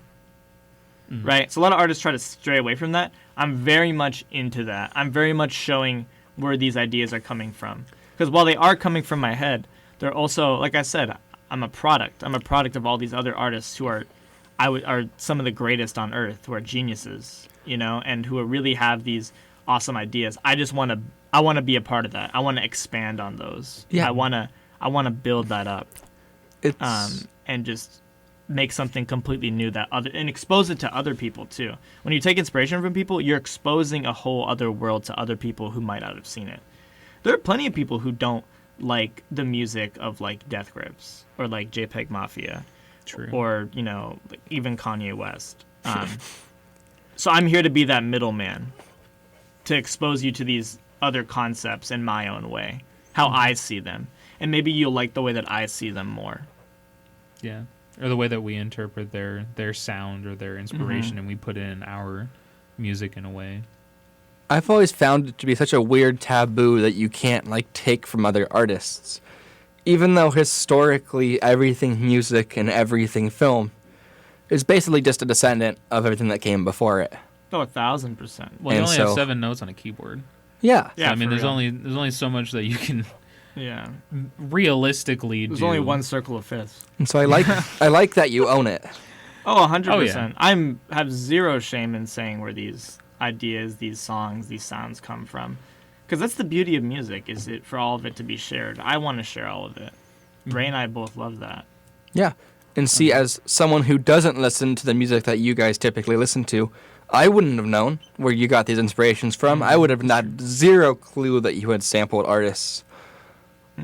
Yeah, that's true. Well, I mean, just look at like back to the Beth Gibbons thing again. Now all of a sudden, Portishead is starting to upload all their music videos onto their YouTube. We did that. Yeah. I didn't even know who Beth Gibbons was at the end of that last interview, and I was like, is this just some random girl that you don't like?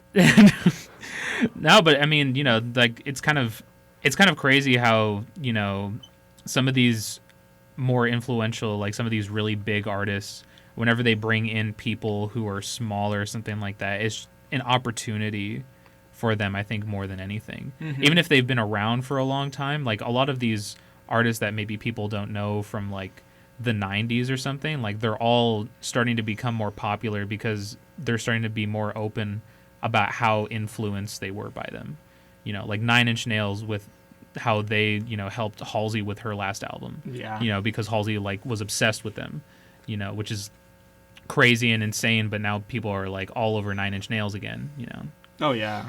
And they're doing like a tour and everything. Yeah, now too. they're touring with East Tumor, which is even more insane, yeah. which is super cool. Which is cool because then Used Tumor will get a bigger audience too. Yeah, exactly. Because he's also an inspiration and a genius. Yeah, so I think it's like this really cool like breaking down of the stigma, like, oh, all these artists they're so like original and they portray themselves to be this like, you know, all these ideas are like completely from me, and then people exposing like Drake for ghost writers or whatever, you know. It's just kind of like this weird stigma of like, oh no, that was taken from this or that was taken from this, and it's like, well, that's kind of what like most music is, especially in today's world with like the internet. That's what inspiration is. Yeah, that's exactly.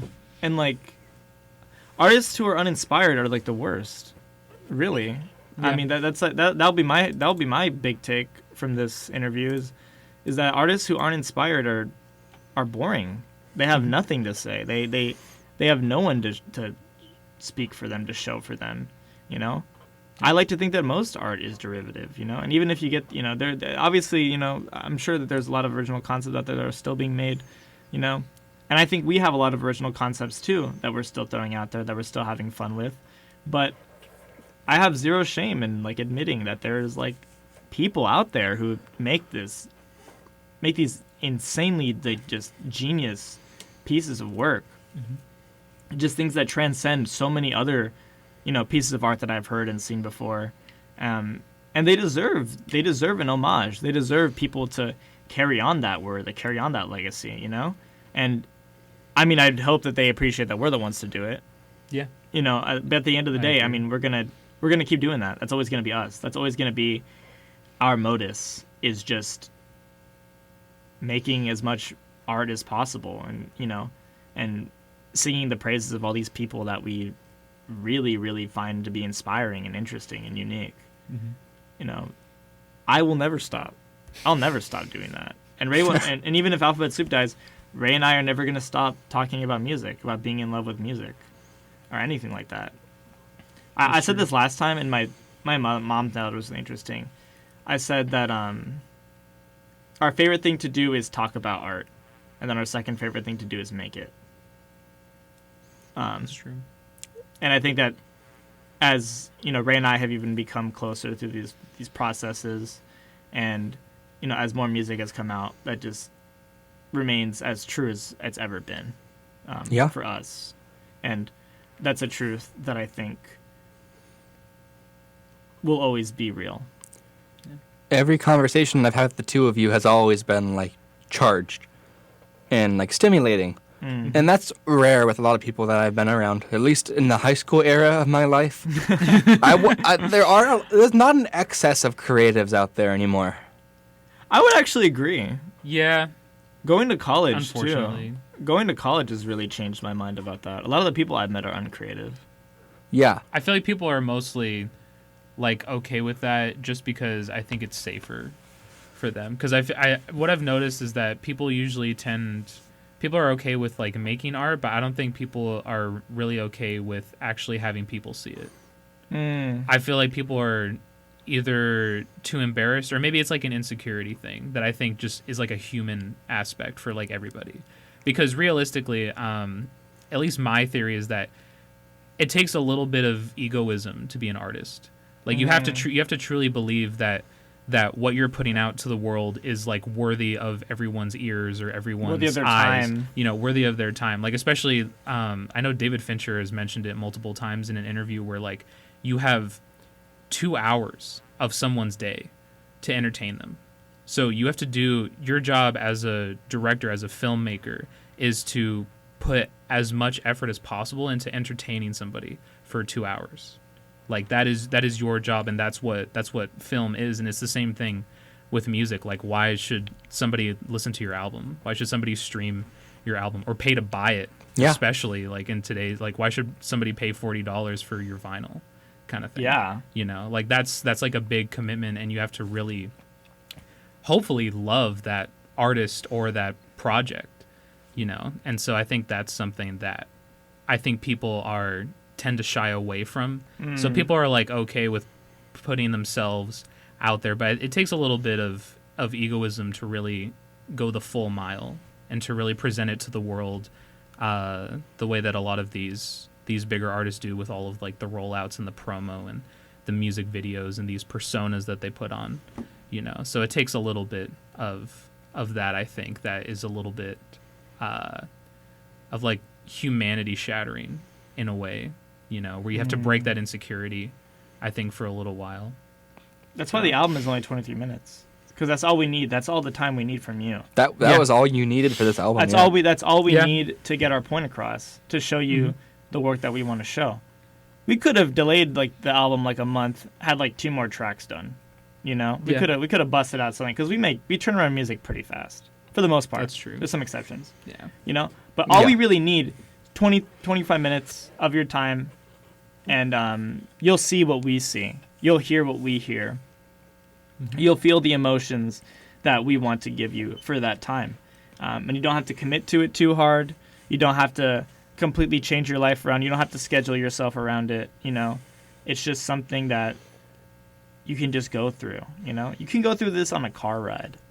Yeah. You know? Oh, yeah. You listen to it on your way home from work, and you'll be like, "Oh, that was interesting. Crazy. Yeah, you know, that was was interesting. insane. That was unique. That was fun." It's funny because I'd hope so. my commute to work is 21 minutes. And I'm pretty sure that was the exact length of your album. So it's like every day this week, I listened to it straight. I started it as I pulled out the driveway. As I pulled into my parking spot, the album ended. Yeah. Yeah. But that's it. That's all we really need from you, you know? I'm not interested in... And I know Ray feels the same way. We're not interested in wasting people's time. No. Yeah. You know, just like what he brought up with Fincher, it's just like, you know, we have that time to entertain you. That's what we're going to do. That's all you're going to get from us, you know? We're not here to overstay, to bloat our albums with, like, you know, like what some artists do. They have, like, 30-track albums, like, for whatever, streaming like numbers, 20-track. you know. Yeah, for numbers. Yeah. That's never been in the equation for us. It's what's going to get the point across, what's going to produce the best album, the best work, the best cohesion, you know? And we, you know, that's how we find with, you know, to me, shorter albums are the future. Really, for artists, at least for people who want to make art, shorter albums are the future. You know, it's and that has nothing to do with like the attention spans. I mean, you know, maybe it's a little helpful for people's current attention spans, because we're definitely moving towards short-term media. Yeah, short-term media. Oh, yeah. You know, with like the rise of like TikTok and stuff. And that's killed people's attention span. Like, I deleted TikTok and I watched my attention span get better. No, but like, it's not that we're technically serving that. It's just more that I think I also kind of believe in the idea of media that you can pull through, you know, because that's, to me, that's like the future. It's more interesting to listen to quality over quantity is the word that I would use. Some people are really not good with that, but I think we want to make more quality pieces and projects than make like an hour-long project just like with a bunch of interludes that doesn't go anywhere, you know? With a bunch of stupid skits. People who make dumb skits that add nothing to their album. You know, any skit that we've done, we've like integrated it in the song and made it very, what's it called, like I guess like not as just like a throwaway. Yeah, it's been built directly into the track, and it's very unassuming, or like it doesn't bother you, you know, when you hear it. Like we did that on Disappointed. It is funny that you talk about this though, because aren't you both kind of big fans of Donda? Yes. I remember I went to go listen to it just to give the man a chance, because I've never really liked the guy personally, so it's made it hard for me to listen to it. But it was like an hour and a half or something like that. I'm like, I'm not listening to this. See, that's actually the issue. That's the only issue I have with the album. That's what kind of breaks it off for me. But the album does get, I will say, the album does get significantly shorter if you cut off the part 2s, which are all at the end. That's true. So if you cut off all the part True. 2s, you get a hour-long album-ish. It's like an hour-ish. Yeah. Something like that. Which I would say, given the circumstances, is like one of the exceptions I would say to the short-form media rule. Because Ye can do both. Yeah. He can do the 7-track He's proven album. it, He's done too. Ye. He's Yeah. done Kitsy Ghost. He did Tiana Taylor. He did Nas's album, which I think is kind of underrated. Hot take. A lot of hot takes today. But you know, he could do both, and I think we can also do that. But right now, we're interested in these really just short conceptual pieces that are going to get the point across. Because I know that's all the time we need. But if we have, you know, in the future, we might have a really, really insane concept album, like something of like Tommy by The Who. Yeah. Yeah. You know, we might need more time for that. But and more budget. and more budget. Give us money. Yeah. But like, BTS is perfectly fine as it is, as it stands. I was going to ask, did you go out of pocket for this album? Yes, we did. Everything that Very anything that much cost so. money was out of our pockets. It's funny because a lot of like the money that we spent wasn't even necessarily for like the album. It was just mostly like rollout. And It promo. was rollout. It was mainly the like bench. rollout and promo because it's It was the actual. bench we bought. It's the stuff that like we preach, where it's like if you're gonna go all out, and you're Go gonna all like out. then you might as well do it, kind of thing. Which is why, and back to like the point about Donda is that, I guess that album just sort of lives in like its own world to me, where like I love it, and at the same time I do agree where I think it's too long, but at the same time Fabian and I especially, because we were so obsessed with it that we had heard it like 10 times by the time it actually was released. Because he was doing like Because he release had parties. all of the release parties, he was That's selling true. out arenas, he was doing all of this other stuff. But I think that, especially when we were thinking about starting the band, I think that was really like the main spark for us, was that, you know, you just got to see this insane conceptual visual style from Kanye, and you know the album is going to be the album, you know, because Donda it's is just an music. event. Yeah, because Donda realistically was an event. You know, you have all of like the arena shows, you have all of the listening parties, Apple Music breaking their streaming numbers because it was so massive, kind of thing. It's you a know, phenomenon.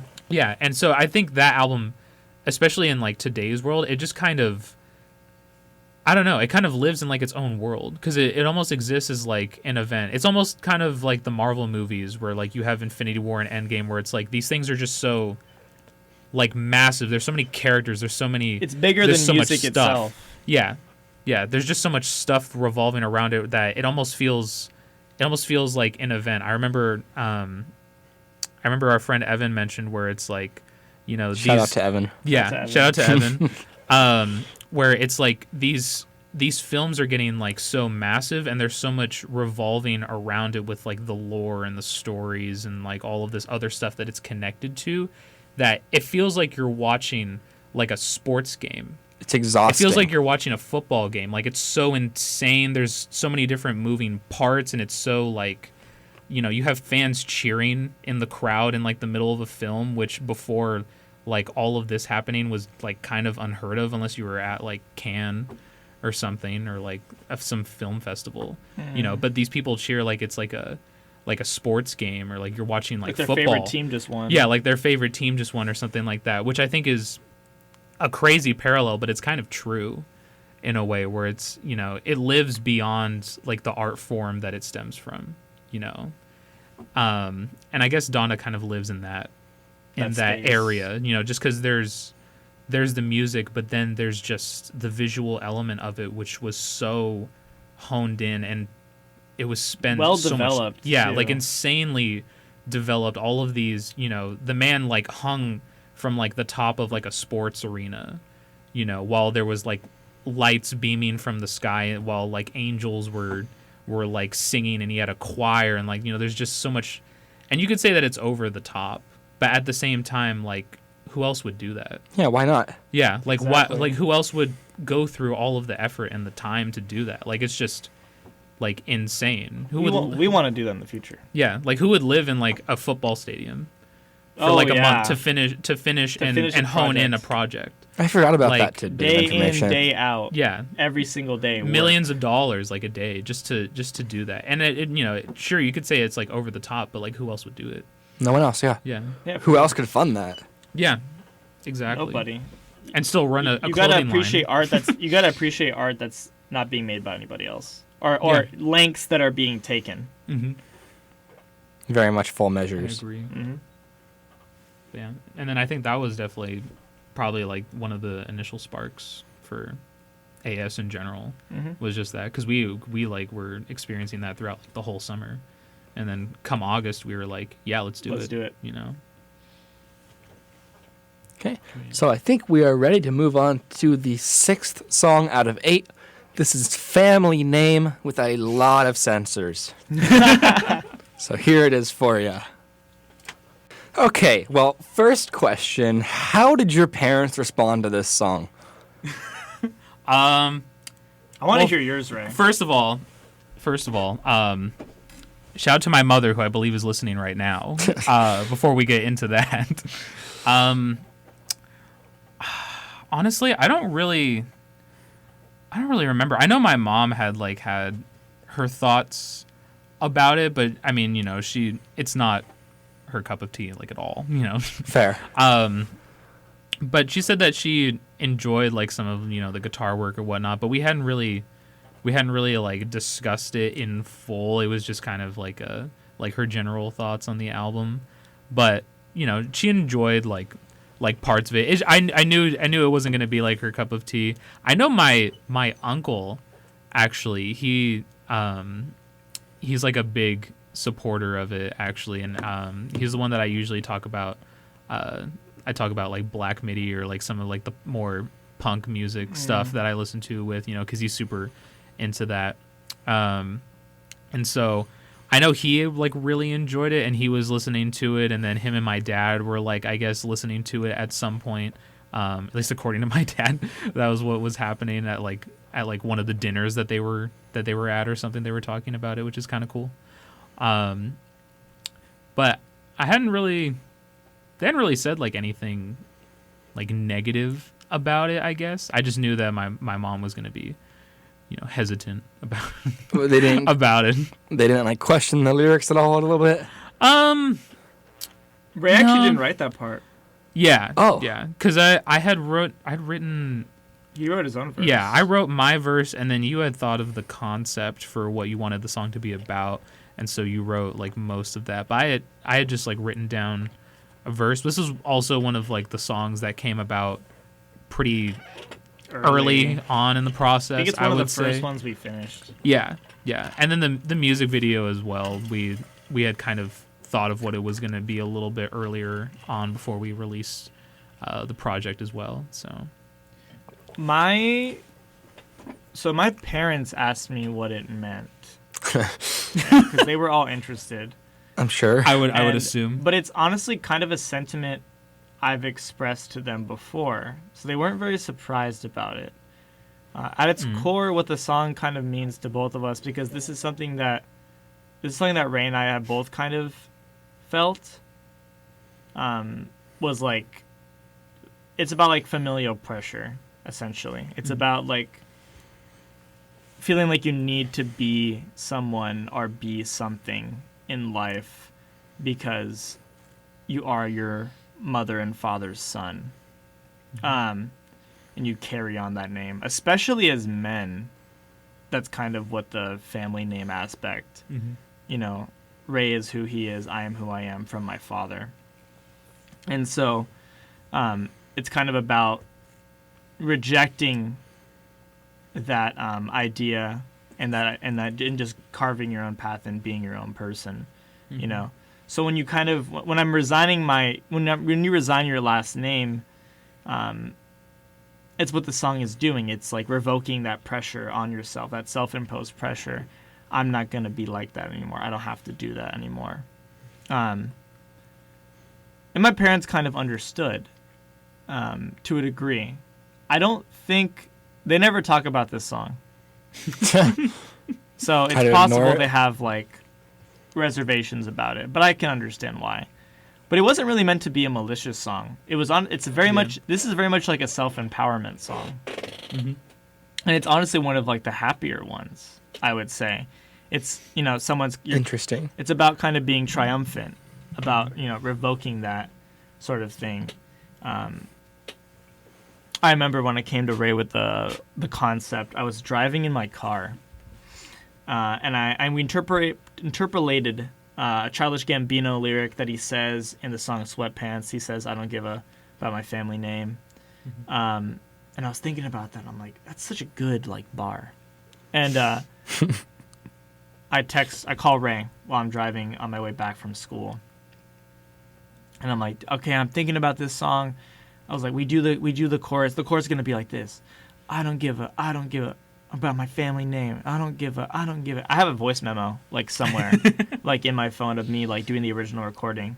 I remember that voice memo. And then it was like something else, and I showed it to Ray, and he's like, "Yeah, like we can do it."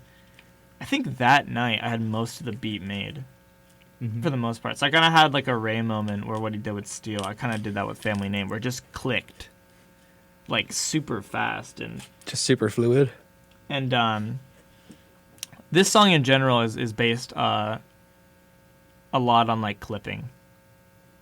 We don't talk about clipping a lot, but clipping is awesome. Daveed Diggs, super great, like technical rapper, and the beats are like the last two albums that they've done. The beats are like super evil and like horrorcore-esque. Yeah, and we were kind of evoking that a little bit, doing like this like it's kind of a minimalist beat. It's very it's the closest I'd say beat wise that we get to like AS, because really it's just the drum beat. And then you hear that kind of like ringing in the background. But that's because you're kind of supposed to focus more on the lyrics. Ray did his own verse. His verse appears in the middle. I remember, though, like just putting it all together, just so many things like fit super well. I interpolate another thing, the ooh, oh. That's from a Death Grip song called Through the Walls, where Ride does like a similar vocal thing. It does sound different, I will say. They both sound pretty different. But that's my favorite part of the song, actually. I love that part so much. That was like kind of an afterthought too. I remember sending it to Easton. He's like, "Oh, this is art. This is it. Like this is the sound."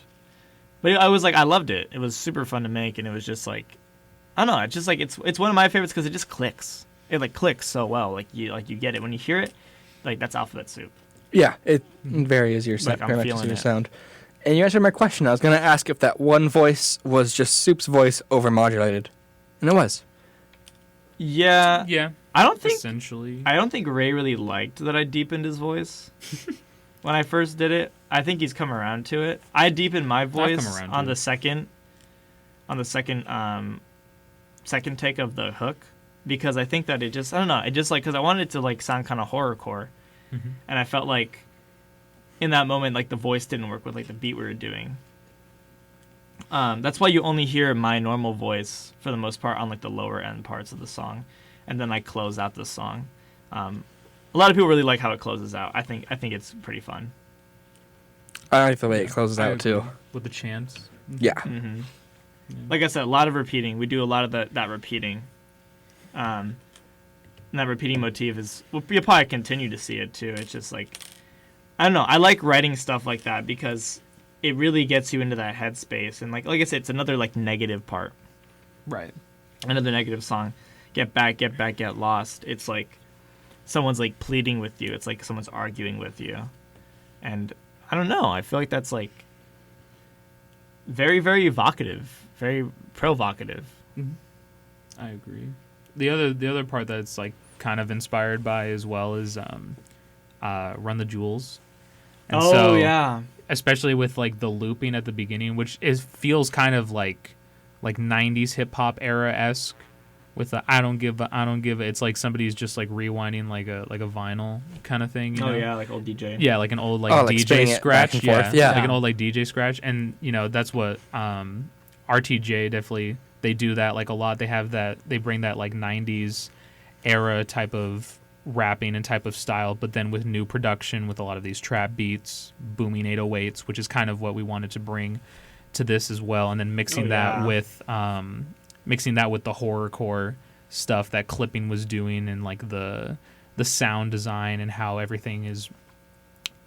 Feels like there's like just a ton of space in the song. It sounds like cavernous, I guess.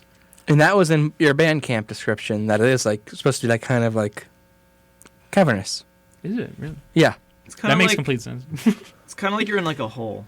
Yeah. And like you're listening to like people like chant, kind of get angry. Yeah. And like you're kind of hearing their voices like in hushed tones. They're like screaming, you know, these like sentiments out into like the world, and it's kind of like being pushed out. In a sense, like to put it in a really like metaphorical way. But that's like the feeling we like truly want to evoke, is like this just like kind of hopeless, but also like kind of hopeful, you know. Like I said, like you're listening to someone kind of hype themselves up. Mm-hmm. You're listening to somebody kind of trying to push themselves, you know, peer past like this pressure that you know, are met with, that I know a lot of people are met with, a lot of friends that I know, you know, that Ray and I have really connected on before. You know, I'm the only guy in my family. I only have sisters. So I kind of feel this pressure to be this man, whatever that means to you, you know, or whatever that means to me, you know, at the time. And that's kind of a lot. It's a lot of pressure. It is. It is, you know, and maybe it's self-imposed, which is kind of what I think I kind of want to get through with the song, is that a lot of it's kind of like in your head. But at the same time, you know, it's like, it's very, very, very, very like personal. And that's back to the personal aspect. This song is ridiculously personal. That's true. You know, because it's like we're talking about something that truly affects our lives. This isn't a joke. This isn't performance art, actually. It's how we really feel. That's not just your characters, Alphabet and Soup. That's actually like very much taken from like a true. I mean, a lot of these songs are. Yeah. The next one is even more personal. I'm excited for that one. You know, but it like again, like as I spoke before, you know, as I was saying when I announced the album, I was like, I'm not even sure if y'all should be able to hear this. Yeah. That's fair. And you know, that's like a fear. It's scary to talk about these kinds of things. Even if other people share these experiences with you, not a lot of people are willing to talk about it. Mm-hmm. And if they're willing to talk about it, they're maybe not willing to go as deep as you are. Because everybody has a guard they want to put up. Mm-hmm. Yeah. Which is fair. It's very, very human. It's very normal. It's safer for people to do that. It is safer. And like, why would you want to leave the comfort of your own space? Yeah. The echo chamber. There's safety in the echo chamber. That's true. There is safety in it. I don't know. It's a little bit scarier, though. For sure. This song especially, yeah. Oh, yeah. The next one I think is, I don't know, the next song is kind of the scariest one to me. I agree, but mainly because in of your the, case. Yeah. mainly because of the background. Oh, yeah. The concept. We'll go all through that. Oh, yeah. You ready for that one now? Yeah, sure. Yeah, sure. Would you pronounce that one for me? This is VASOVAGAL SYNCOPE. Thank you. First of all, love the screaming. The signature Fabian screaming really makes up this album. But why'd you go with the artistic bleeping for censorship rather than just muting? I don't know. It was kind of funny.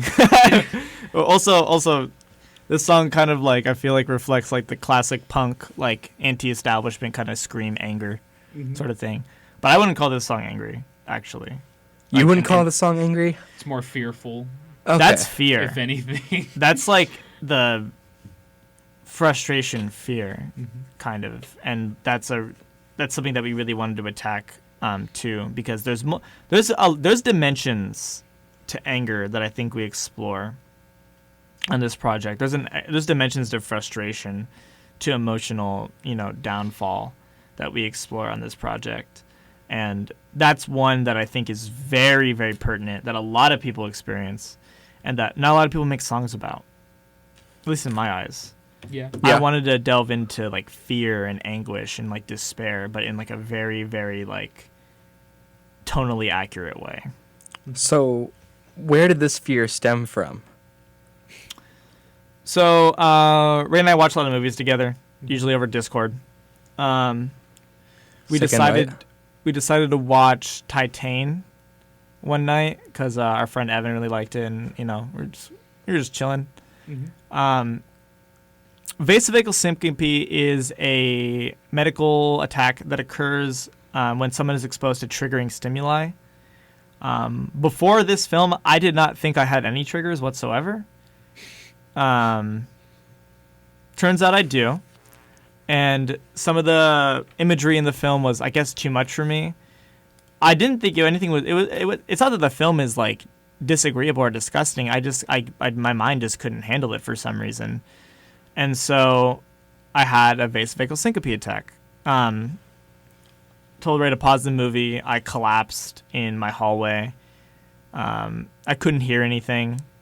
I couldn't really see well. I couldn't stand myself up. I was sweating, and this was in the dead of winter, by the way, so it was like 50 degrees. But I was sweating. I was burning up, heating up. That's why the lyrics are there. And it was one of the scariest experiences of my entire life, because when you're doing that, even when it's a little, I can compare it a little bit to what it's like to have a panic attack, because I've had a lot of those. It feels like you're about to die. To put it bluntly, it feels like you think you're gonna die. And that's exactly what I was feeling, and the song's a reflection of that, a very, very artistic, harsh reflection of that. And Ray didn't even know what was going on. I was like suffering, in the hallway with my family, because they didn't know what was happening to me either. Mm-hmm. But the next day, I talked to Ray. But afterwards, I was just kind of I was almost happy.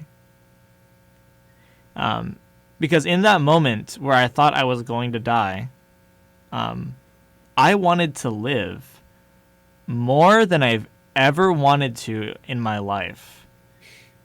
So I got to weirdly experience that kind of light sense of hope, where in that moment where I thought I was going to lose everything, I wanted everything. I wanted to live. I wanted to experience life. I didn't want to lose anything. So I told Ray that was one of the best experiences I've ever had. We need to write a song about it. And that night I think I had the lyrics done. I want to say. We finished the movie. Oh, we finished the movie. I finished it. I got through it. He got through it. He was fine. And then I wrote it. So it didn't happen a second time when you got through the rest of the film?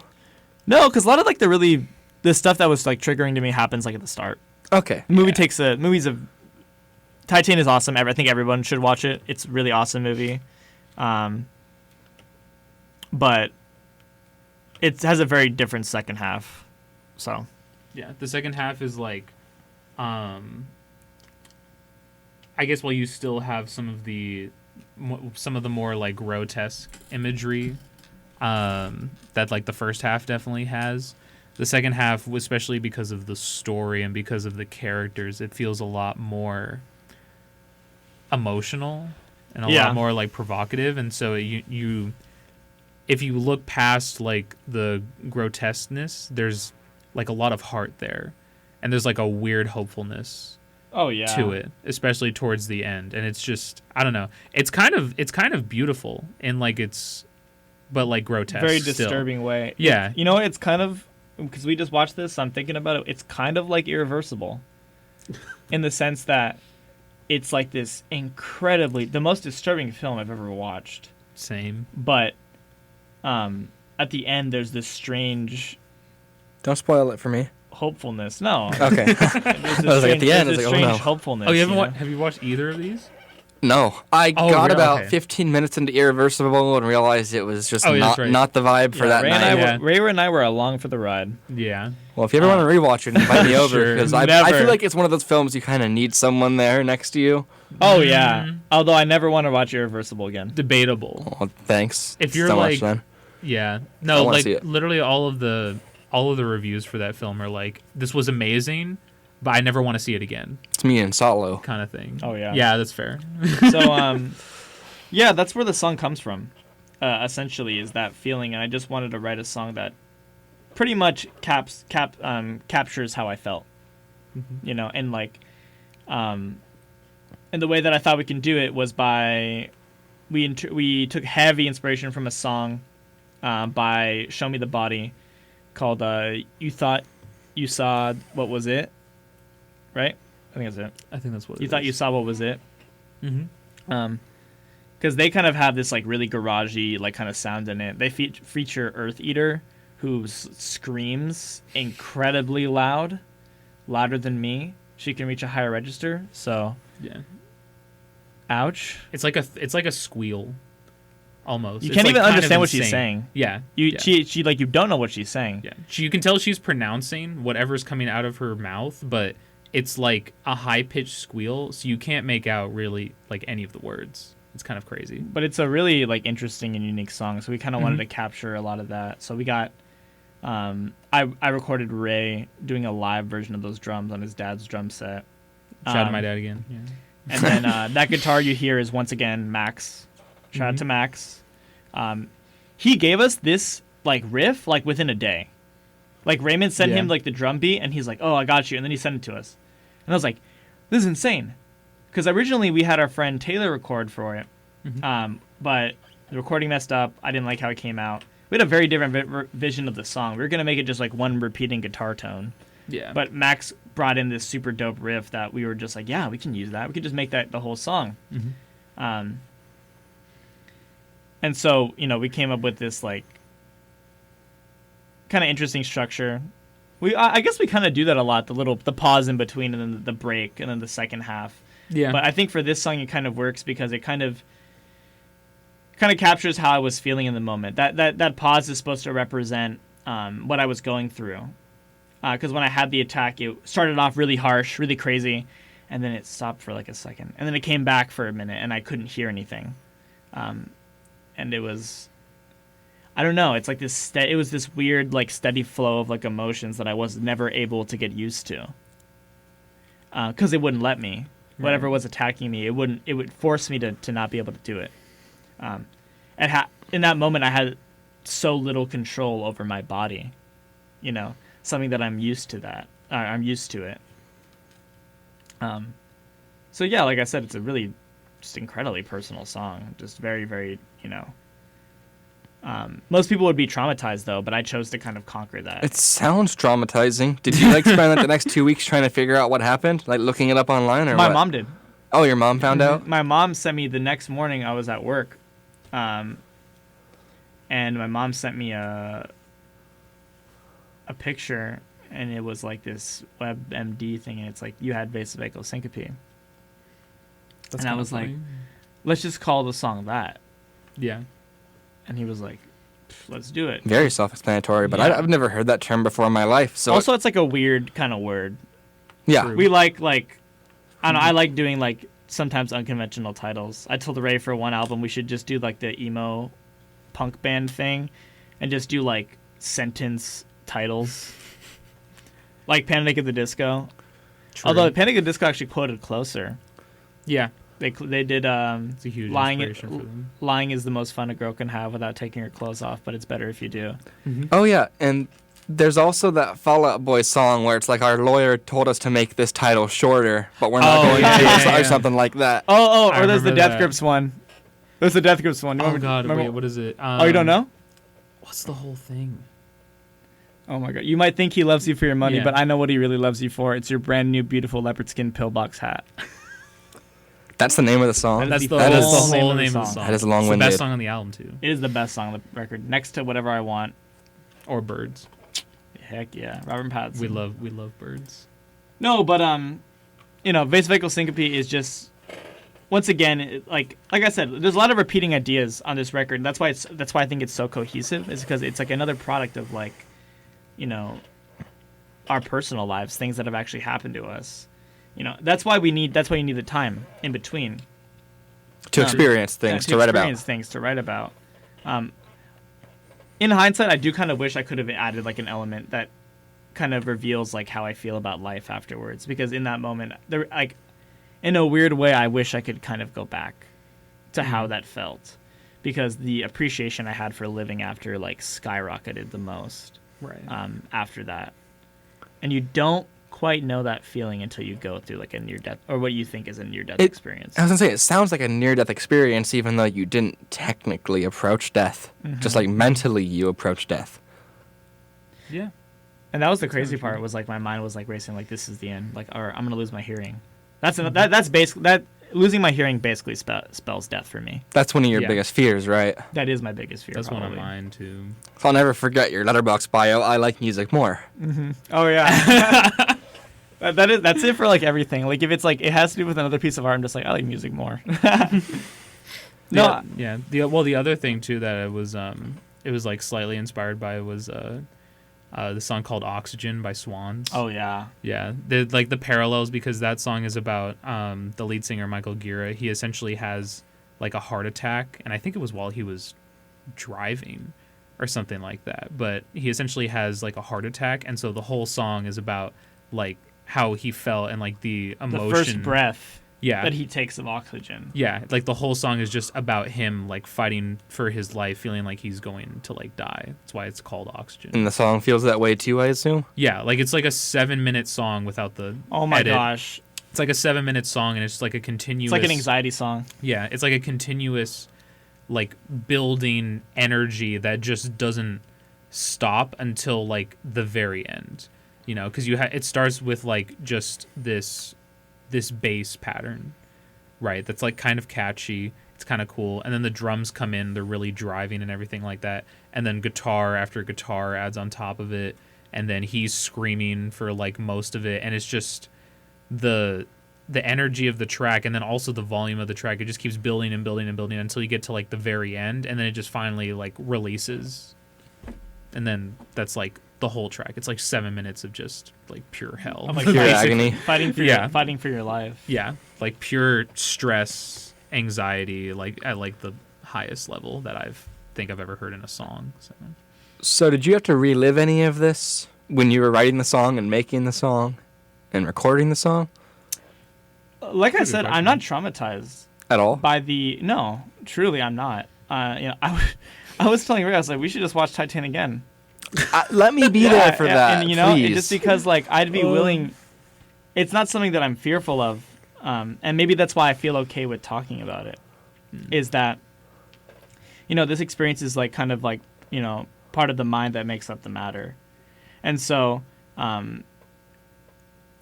if anything, I think it's kind of maybe people can use this as like as a gauge of who I am.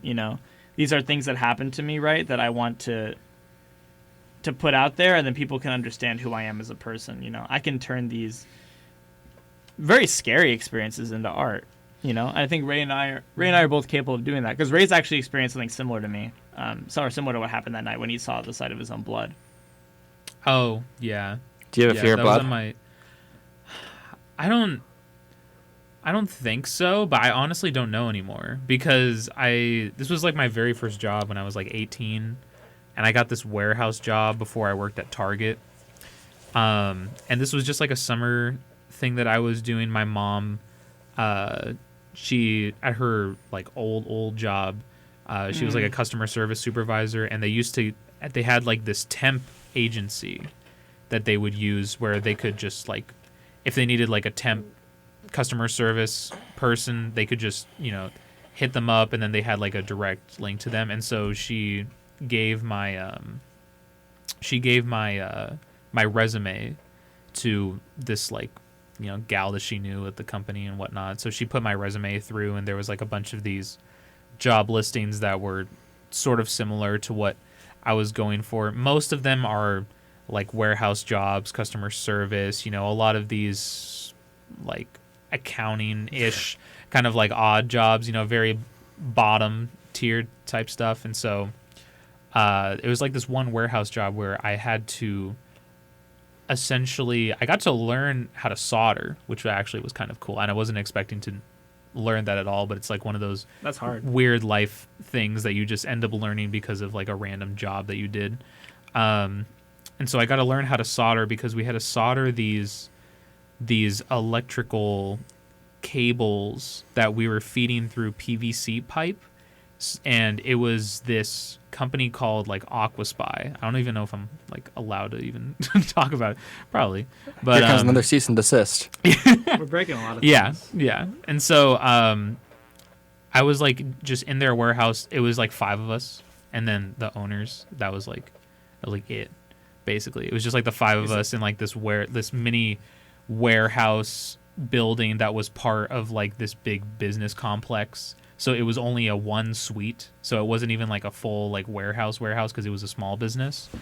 And they were supposed to be part of these like tubes that would go into the ground so that farmers could read like the water density of soil, which is like extremely nerdy and descriptive, but it was like this agricultural thing. But anyways, we had to use box cutters to scrape off some of the excess glue and like the packing glue and the plastic that would come from the back of the solar panels that we would put on it, because it was all solar panel controlled. And so they had like this like incredibly annoying and difficult to get off like industrial glue, and you could only get it off with like a box cutter or something, and you had to essentially scrape it off. So it was like a process basically, like from day to day, to just scraping away at these solar panels. And so one day I guess I just wasn't being like careful enough, and so I sliced like right in the middle of like my thumb, like about like an inch and a half, something like that. Yeah, so it was like a gash basically in my thumb. And so I started bleeding like immediately. Like I felt it. I looked at the blade, there wasn't like anything, and then I looked at my thumb, and it was just like gushing blood already. And so I ran over to the sink in like our little break room, and I was washing it off in the sink, and it was fine at first, but it was like freaking me out because like it just wouldn't stop for like about like a minute. And so I was like, crap, like how do I get it to like how do I stop bleeding? So I took like a roll of paper towel, and I just grabbed like the whole thing, and then I just wrapped like my finger, and I just like held pressure on it for like 5 minutes. And so I looked at I like checked it after about 5 minutes, and like the paper towel was like covered in blood.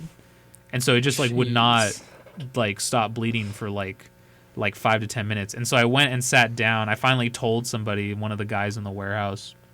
And so I just sat down in the warehouse portion away from the office, because that was where like the fans were blowing and like the AC unit was. So I wanted to get like air basically.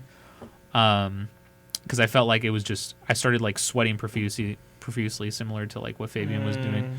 And so I just started like sweating, and I felt like my heart racing because I was nervous that I was going to lose too much blood or something and start fainting. Yeah. So I like sat down and just like sat there for like 10 minutes, but I kept like sweating, and it was getting worse and worse and worse. So I was sweating. I could feel my heart racing. And then like my body just started to like shiver, and like things were going like numb and stuff. I felt like if I stood up, I would fall over. Like there's no way like I would have been able to like stand up. Like that's how it felt. Like my body was like in a coma for like 2 seconds or something. But yeah, not that many people know that, which is actually kind of funny. But yeah, that was like just a jarring experience. I didn't even get stitches or anything, because I guess it wasn't bad enough of a gash. I maybe should have, but it took like a month, I think, to like heal. Like it took like a full month because it was such like a deep cut. But it took like a full month, and I just had like a bandage like just around my thumb like all the time. But just that like experience, I don't know if it was like the sight of blood, or if it was just genuinely because I was losing so much blood that like I felt like I was gonna faint, or was or the something. Fear? Yeah, it could have been that too. It could have been just like a mix of all those things, but that's probably what it all is. Yeah. It could have just been like the fear of just, thinking that you're gonna pass out because of something like that. Because that had never really happened to me. I would get like injured fairly often as a kid because I was like into sports and whatnot in elementary school. But I never had so bad of an injury that I like felt like I was gonna pass out, or I felt like I was having like a panic attack or something. But in like that one moment, it was like all of these new like feelings just like rushing into me all at once within like 5 minutes, you know. And so it took like at least 5 to 10 minutes for it to finally like stop, because I felt like this insane rush for about a whole 2 minutes, like I was gonna die. Like, just, you know, the numbness started kicking in. I was sweating insanely. I thought I was going to pass out. I started drinking water. And then after about like 5 to 10 minutes, I had finally like stopped sweating and stopped like panicking. And so I just like sat there for like half an hour. It's crazy because that's all it takes. Yeah. It's like those 2 minutes. Those 2 minutes like are killer. Oh, yeah. Because it feels like, that's like when your mind is like in limbo. It feels like an hour. It does. It feels like forever. Days. It's insane. It does. But yeah, that was when I was, I had like just turned 18, I think, and that was like my first job. So I was just kind of, you know, all of like the pressure of like, you know, I worked all the way in like near Mira Mesa, so I was like pretty far from home for like it being my first job. But I did the commute like 5 days a week. The adult pressure. Yeah. And so, I don't know, probably just the fear of like being so far from like my house and it being like on the job kind of thing. It was like I didn't know like how I would have handled it if I like passed out or something, because they probably would have had to call 911. You would have gotten good workers' comp. Who knows, honestly. It wasn't, yeah, I don't know. I was gonna say, this sounds like a really intricate job. It's probably not... bit. Yeah, I mean, it was cool. I'm glad I got to learn how to like solder and how to, you know, how to do like some industrial line stuff, I guess, you know, but never again. How to put wires together, how to package things, you know, that kind of thing. And but yeah, it was definitely wasn't the most great job, I guess, for like an 18-year-old. So many new things are coming out in this interview. He never told me like that much detail. Like that's like, well, he asked the question, so I mean, true. It's it's Jacob's fault, realistically. Sorry. That's okay. Not your fault. But yeah, that was essentially my experience. So I kind of related to when he was going through that for Titan. It was funny though, because from my perspective, Ray did not know what was happening. Yeah, I didn't know at all. So he just said that he was going to go get water, right? And so he was like, "Hold up, Ray, pause the movie. I know you said you were going to go to the bathroom." And so I was like, "Oh, he must have had to like pee real bad or something." And so I was drinking a lot of water too then too. Yeah. So I just like paused the movie and I was like, "Oh, okay, cool." You know, and you so he came back. You know why we did that? You know why we were watching movies? It's because we were just both coming off of COVID. Oh, we yeah, got COVID right. at the same time. That's right. That's another thing that happened during the making of the record, is that Ray and I both got COVID from a basketball game. Yeah. That's real. Yeah. That's actually unironically true. From a Kanye West basketball game. Yep, Donda game. Okay. Donda Doves. It's okay. They lost, by the way. They did. Yeah, they freaking lost. Oh, my God. So you both kind of had that experience. So did you pull from that experience then for this song too? Well, Ray didn't. Or is that it. mostly Fabian? No, okay. Fabian wrote like the whole thing, and then Ray just played the drums. I knew I had wanted, like, you know, like how you mentioned before about like if we were gonna do more acoustic drum stuff. I kind of wanted that for at least a couple songs on this project. So I was like, you know, I don't have like a drum set. Or at least I didn't have at the time. But I was like, I don't have a drum set, but I can see if I can use like my dad's, essentially. So I just pulled out my dad's drum set from our garage, and he's like, Fabian told me like, oh, I just want like something super simple. He gave me like the beat, and I was like, okay, cool, I'll do it. That was the most bare bones drum set. He's not explaining it to you. That was not a drum set. It was a kick drum, a snare, and one cymbal.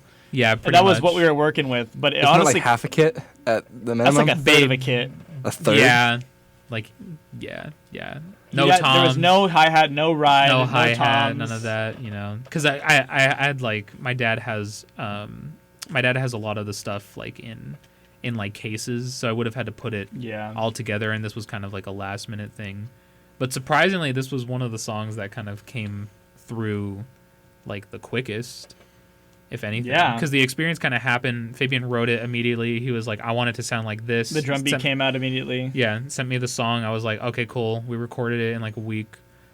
We asked Max just to like come up with something within like a few days. He sent me like a demo back with like just guitar and like another version that had the guitar part over the actual part, and I was just like, this is genius. Like this sounds super sick. I think I had told him to base it off of like a Black Sabbath song. I think it's in the inspiration playlist actually, but I told him to base it kind of off of Black Sabbath a little bit, because I was listening to a couple of their albums at the time. So I just told him to go like with that, and he just came up with like a riff within like a few days, and it was kind of it was super cool because it was like very immediate, and we still had the ideas and the energy flowing, so it just came about within like a week or two. Something we didn't talk about, because I actually want to bring this up because I forgot about it. It also has to do with Max. We told him to base the little guitar riffs that he does in Steel off Holiday in Cambodia. Oh, the Diddy Kennedy song that was in your playlist? Yes, that's why it's on the playlist. Is because we told him the little the ones that are like that have like the in the beginning before the song starts. We told him to base it off of that, and he killed it. Yeah. No, he definitely did. So you ready for this 8th and final song? Yes. I'm ready. This one is called The Silence. Here's that for you. That was the final song of the Alphabet Soup album, Break the Silence, called The Silence. So I found a little bit of Portishead influence within that song. You want to talk about that? Yeah, so I know Fabian had basically just sent me like Biscuit one night off of Dummy, which is also in the our inspiration playlist for this album. And he said, I want something that kind of sounds like this, and I was like, oh sweet, we're not done ripping off Portishead. All right, sweet. And so it'll never stop. It will never stop. It won't ever stop. So I was just like, okay. So I told it with some drums. I wanted something a little bit more jangly. That's why there's that like tambourine bell sounding thing on like every snare hit. I thought it was like a chain. Yeah, I guess it could be. It's just like a sample that I found in like Ableton. It's not like a specific like noise per se. It's just kind of like one of the snares that I ended up finding. I was like, oh, that's actually cool. It kind of annoyed me a little bit at first, but it like grew back on me. It annoyed me too. But I liked it after a while. It kind of like annoyed me because I was like, I don't want it to appear like so frequently in the drum part, because I feel like it's just going to get repetitive and annoying. But the way there's just like so much going on that you don't even really like notice it after a while. You know, because you have like the really deep bass part in the background, which is played by our friend Taylor. Best part of the song. Yeah. I love the exactly. bass. The bass on it is actually just sounds really nice. It was definitely she was definitely going for something other than like I think what we had initially thought of, but it kind of just worked anyways. I almost didn't want to use it, but then when it came together, it sounds really good. Yeah. It just sounds. I mentioned how which song was it? I mentioned how like Family Name kind of sounds like cavernous. This one just is completely cavernous. Like the mix is just, especially with how the bass is. The bass sounds like somebody's like hitting like a drum in like a giant cave, and then there's just mics at like the other end of the cave. Like that's just what it sounds like. The bass is very warm too. Yeah, the bass is like super warm. A lot of like the synth effects stuff going on in the back, it just makes it feel like colder though. Yeah. So it's this weird contrast that's going on back and forth, and then Fabian comes in with vocals that are very reminiscent of stuff off of AS. You know, with all of like the effects layered on top of it. The vocals are mixed a little bit lower in some areas of it, but it sounds like weirdly somber in like a ghostly way, I guess. I don't, it's like so difficult to explain because it's giving off so many different emotions sonically. Kind of felt like a desolate dungeon in a way. Yeah. Yeah, I could see that too, honestly. It's very desolate. Yeah. I wanted to kind of give it a little bit more of a creepy vibe too, though. A little ominous, like you're not quite sure. Before we forget, I want to credit Waldo Garcia. He provided the synths on this song. So the little like the kind of pad that you hear in the background, that's all Waldo. He sent me like 10 recordings, and this one was called like Aphex Twin song something. Like he related it to Aphex Twin, and I was like, that's amazing. Like let's do it. Let's put it in the song. And so that kind of formed the backbone of the entire track. It's like a 7-minute sample. And he was like, use it, whatever you want. So that's why the song is so long. Because I'm like, we have to use as much as we possibly can of this like bit, because it's like so unique. It's so interesting. It sounds so, it's very clean. Right. And the song itself just kind of contrasts really well off of it. It also provides like a really nice like backing track, kind of like fills the rest of your ears while the drums take the low ends, and the bass kind of like gets you that high. Oh, sorry, yeah. The drums kind of take some of the high end. The percussive ones take like the high end, and then the drums kind of take the lows, and the bass takes the lows. Sorry. No, you're good. But that's like it's like the quintessential like the ears are being filled. You're getting kind of stimulated on all sides, and that's what I love about the production of this track. And Raymond also did like an amazing job like crafting that drum beat. It is one of the better parts of the song too. I agree.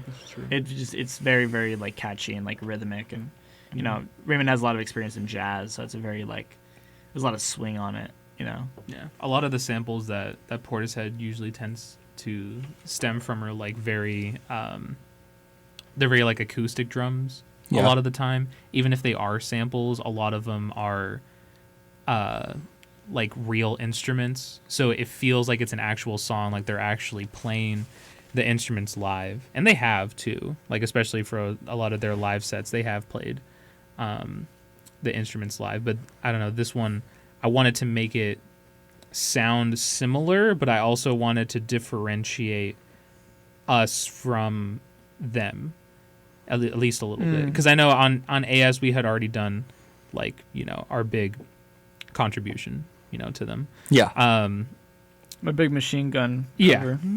And so I wanted to essentially take that influence from them and just turn it into our own track, basically. And that's so, really what we did. Yeah. So I just took like the what I thought the drum beat should sound like, kind of similar-ish to Biscuit, but without a lot of like the chopped and screwed parts. I wanted it to sound more complete without the lo-fi elements too. Yeah. I wanted it to sound like more complete, a little bit more groovy, a lot less more like distorted. Biscuit specifically, like that song feels like it's like trudging along. It's like, someone who's had like a tough like long day and they're like walking home. It's like a really hard walk of like a song kind of thing. And I wanted this one to feel like a little bit more upbeat, I guess, in a way. At least that's how I interpreted it. And so was I the one? I think I wrote this one. You wrote the one. Did I? Yeah. So we both have very different actually, no. I think I told you my interpretation, and then you said it was pretty similar to what you thought. Yeah, because I wrote... This was around the period when I started just jotting down, like, as much stuff that came into my head as possible and, like, in just Notepad on my phone and whatnot. Because I used to just do it where I would make, like, a Google Doc and then just write it in the Google Doc. But for me, like, I didn't want to sit at my computer and type out like verses or lyrics or anything. It felt like robotic to me. It didn't feel like natural, because a lot of the ideas are so spontaneous for me that I have to get it out like immediately. And so for me to like wait to go to my computer and my desk and then open up like a Google Doc and then type it out just seems like weird to me, you know, because I just need to get it out like immediately. So it's easier for me to type it on my phone and just crank out like a whole verse in like 5 minutes and just boom, it's out. Like it's, you know, like everything is out of my head. It's on the page. It like makes sense to me. Now I can like add to it later when like a new idea comes, kind of thing, you know. So I would rather do that, and that's how like a lot of the stuff is. Even some of the newer possible stuff is written. So you know, that's just me like jotting down like some random idea that I get in my head, or Fabian will text me like, oh hey, I want like a verse for this, or he'll send me like an idea for just a concept of a song or like the idea of a song. And I'm like, oh, I was thinking of this too, or I had this memory from like a dream or something, and I'll just like expand on it. This song basically. is very dreamlike. Yeah, I wanted it to feel very dreamlike. I kind of wrote it as the imagery partially, especially. Yeah. I took a lot of inspiration, especially from like Julian Casablancas and how he writes and how he uses a lot of his imagery, just his use. He's able to paint like such a portrait that it almost feels like theatrical at times, the way that he writes, and also like the way that he sings on top of a lot of like the Strokes production, which feels, you know, just like very almost samey, like indie rock.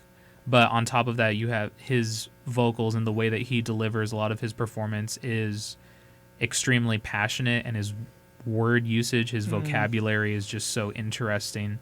The way that he's able to phrase things, it like sticks in your head for like ever, you know? And so I wanted to pull from that and then expand. I wanted to expand on that even more. I think that was one of the first. Was it one of the first songs that we started with? I don't remember. It was the last one we finished. Was it really? That was the last song we finished. I think I had written it. No, you had that written for a while. Yeah, I had it written for a while. I just never thought to like put in a song. I think that what you did that song is actually what we were talking about earlier with the February 14th interlude. Is we took some lyrics from that one, because the original version was like the half song. Yeah. We took some lyrics from that one and we put that in this one. So the first one, "This Place Is Not a Home," that's from another song. So it's like, I guess it's a little bit of my writing because I wrote that part, but it's like mostly like this really big innate or ornate concept that Raymond was kind of getting at. And I try to make the singing reflect that as much as possible. Yeah. It's also a little Lynchian, because I was watching Twin Peaks at the time. Yeah. Taking more inspiration. Yeah, taking more inspiration from film, per usual. But yeah, I was watching. That's why it feels like disconnected, but in a theatrical way. Because I was really thinking back to like Twin Peaks and a lot of the surrealist elements and stuff like that, where it like doesn't necessarily take you out of what you're seeing on screen, but it has like this supernatural element to it that you really can't like describe, because you like believe it, but at the same time like it's so weird and random that you like don't believe that could actually happen. But in the show, like anything can realistically happen. It's very surrealist. Yeah, the song. People have visions like all the time, and that's kind of similar to what happens in this, because the dream that I had that's referenced in it is kind of like that, basically. So okay. And I know you mentioned this to me off the mic, Fabian, but there are a lot of mistakes in this song, is what you said. Do you feel like owning up to those right now? That mostly has to do with the kind of singer that I am. So there's two voices on this song. That was Ray's idea. He told me one night, because I was telling him I was struggling with how to sing this song. And he was like, oh, what if you just layered two voices over each other, two different sounding voices, and just made that the whole track? So that kind of gives way to my interpretation of the song. That kind of changed the whole track afterwards. I'm a little frustrated with how I sang this, mostly because I think when I first started out, I was doing this kind of Bjork impression It was kind of Bjork, Beth Gibbons sort of impression, but I really couldn't hit that mark because I'm not at the caliber of singer that they are, you know. So that's my kind of mistake, is just kind of trying to be something I wasn't for that song, just because I thought it fit the concept, you know. But in reality, what the song kind of portrays is like these two differing people, these two differing sides, kind of forced to face each other. And, you know, it's about like someone kind of being disgusted with the other person, someone kind of being afraid. And that's kind of what the two voices are in a sense. There's the lower voice and the very singy, songy voice. And they both kind of represent like an antithesis towards each other.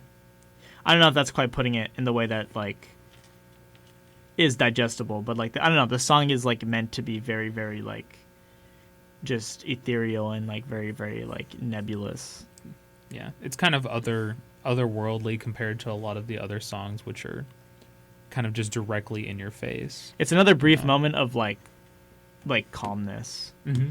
But you're not supposed to be able to rest during this one. This one, you're kind of supposed to feel a little bit creeped out.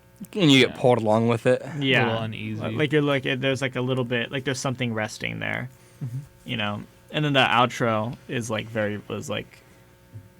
that's the only part of the song that I think stayed like completely the same throughout the whole thing. I recorded that randomly. And it just kind of like came to be.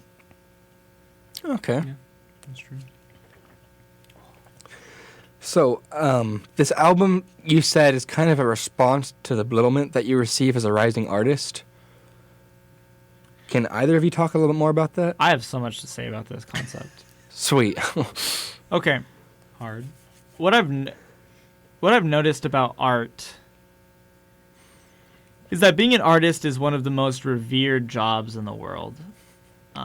You're looked up to, you're respected, you're liked, you're well liked, you're given a lot of fame, accolades, and money. But very little attention is ever given to those on the rise.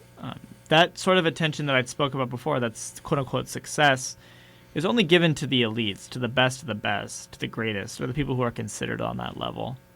But you get made fun of a lot when you try to get there. And that's what I've experienced a lot of.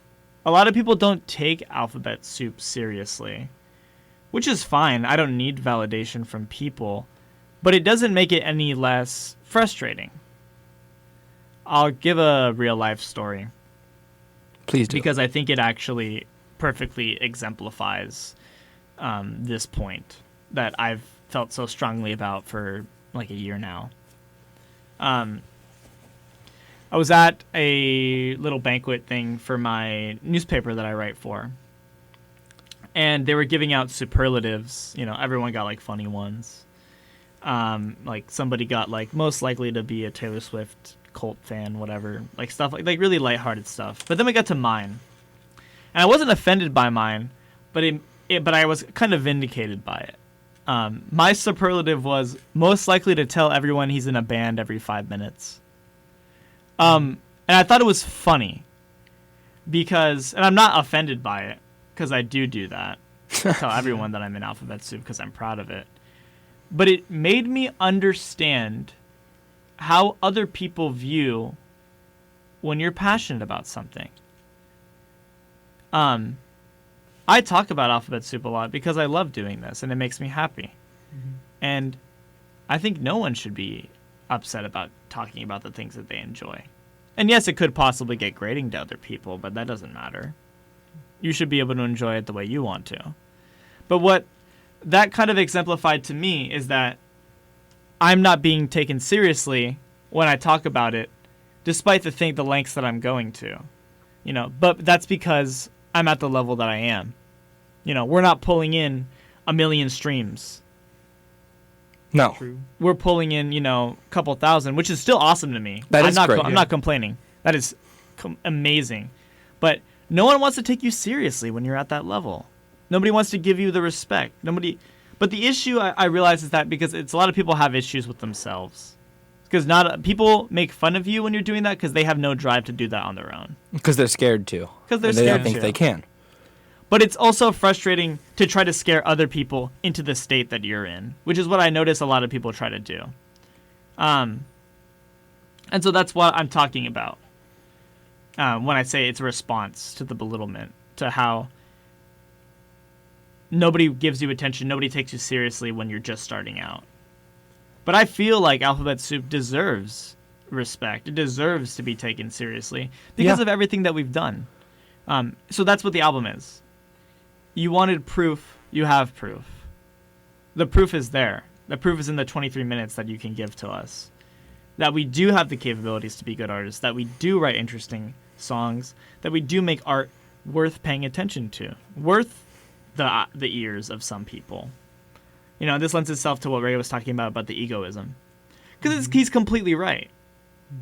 Yeah. You do have to have...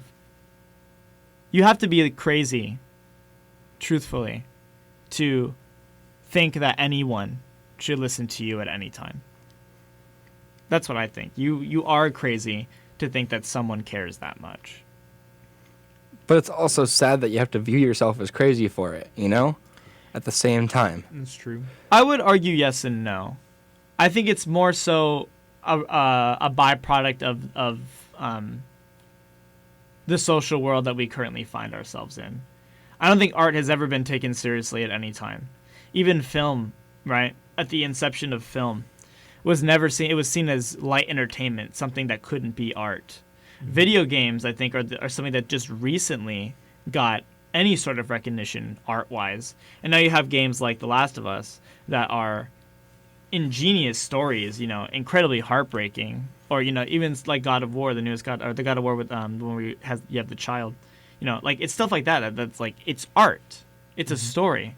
You're meant to consume that. It's just interactive, but people are just barely warming up to things like that. But the same thing applies to us. We still have to prove ourselves, you know? So this is it. This is us proving ourselves, and this album. Yeah. And you know, and you can choose to listen. You could choose to not. At this point, they have. It's been almost 4 hours, and that's fine.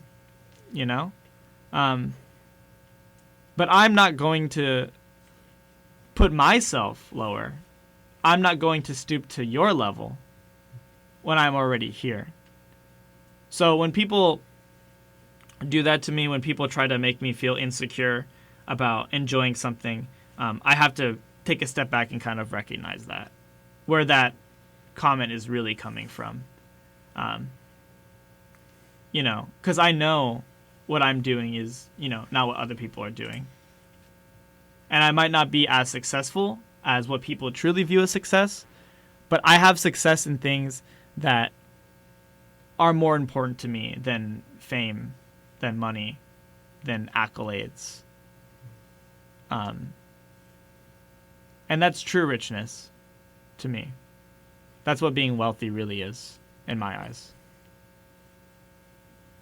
Okay. You are totally right, though, because I have watched some of my other friends who are smaller musicians. People just don't take it seriously. They don't even give you, like, the decency to listen to your music. Like, for example, my friend who I interviewed, Porter Gannon. He didn't even, like, want to talk about his music in class or anything to anyone else because he just like, no one cares. And then I gave him a chance to listen to his music, found out it was great, and I talked about it, and he was like, wow, you really studied my lyrics. And I'm like, I didn't study your lyrics. I just picked up on the things that you were putting down because it was obvious to me. But people just don't want to give you the time of day. I did that for a long time. Yeah. My old project, my solo project, did it through high school. I didn't tell a single person. And every single time I would tell somebody, because there was select people who would get to know, I was made fun of for it. I remember, I'll tell another story, because it's like, I don't know, it's fun to point out these things. My father, it was like for my high school, it was like a bring your parent to school day. My father had come, and my teacher at the time was like, all right, Mr. Garcia, tell everyone a fact about Fabian that not many people might know.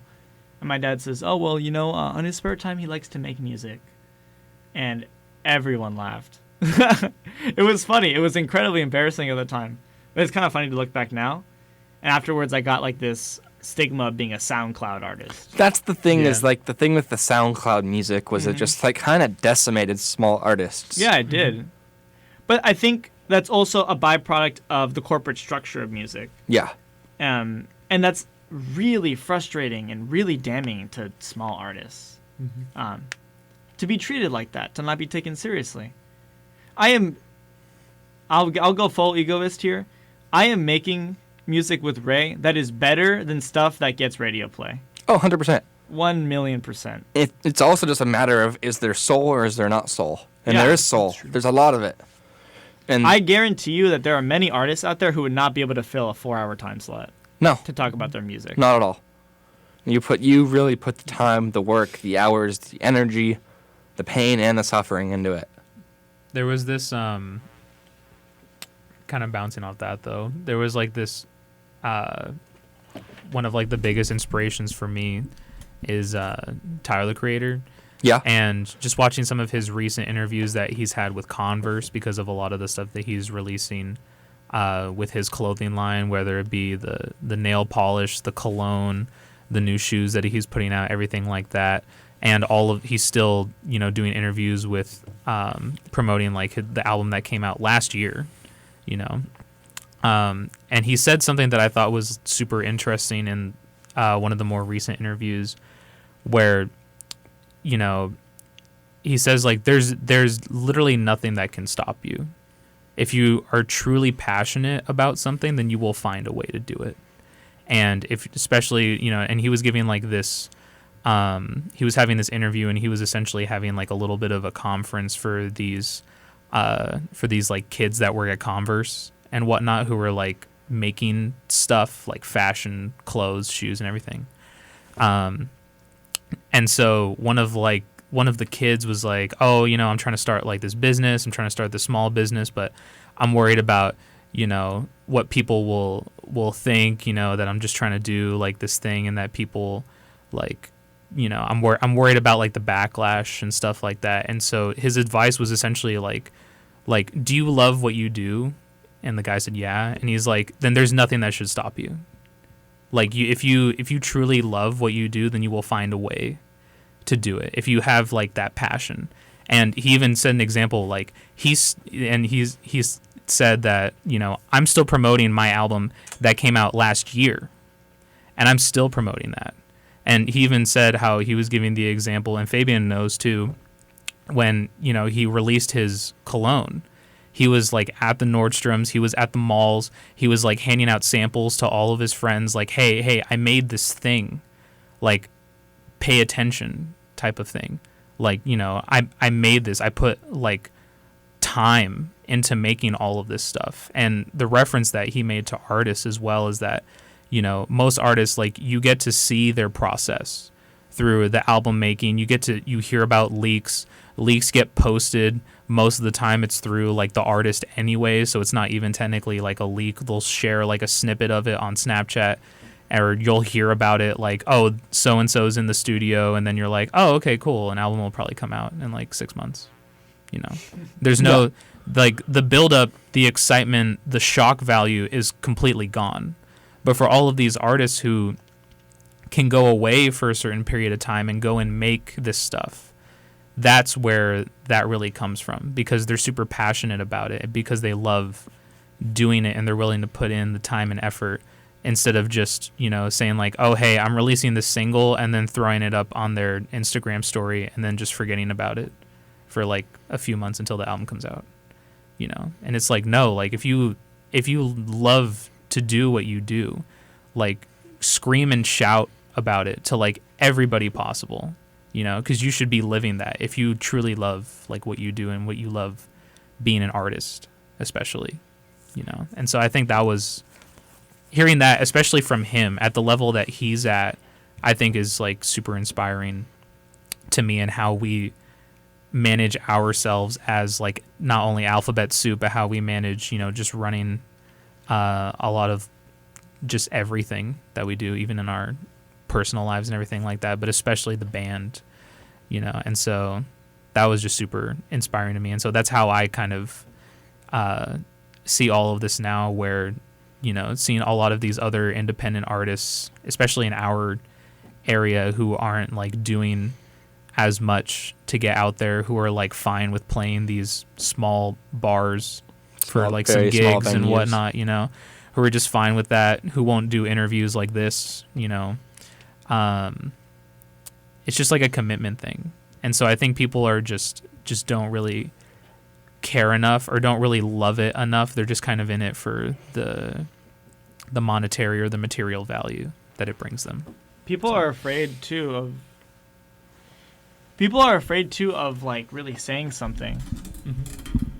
I'm gonna use a Talking Heads quote. People like to talk a lot, but they don't like saying anything. It's a bar. But it's true. I'll put that in. It's like, at the end of the day, Alphabet Soup is like a statement, in a sense. Alphabet Soup is greater than both just me and Ray. It extends way outside of the paradigm that we've kind of set.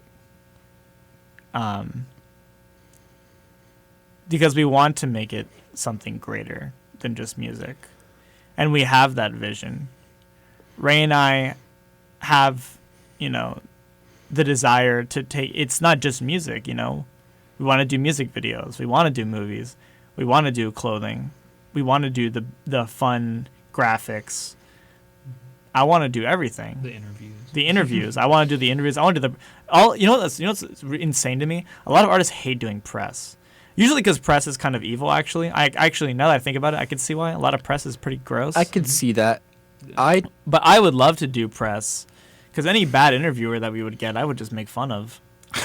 Well, see, I talked to Paul Cherry about this, and he said that he doesn't like doing big press releases because the questions are just so generic and basic. Those are just bad journalists, though. Yeah. That's fair. A good journalist will do heavy research on you. I know this because I am one. I'm thinking of what's that guy's name that always knows how to floor the interviewees. Nardwar. There we go. That guy is a beast. I would pay to get a Nardwar interview. Oh, that'd be so He would like dig up something from like Ray and I's like childhood. He'd be like, so when you were a kid, you had a friend named Samuel. I'd be like, how'd you know that? No, he would look at the back of your yearbook signing somehow. Yeah. He'd like break into your house at night. He would like call my mom. He's like, hey, who was that girl that you were dating in 3rd grade? Oh, no.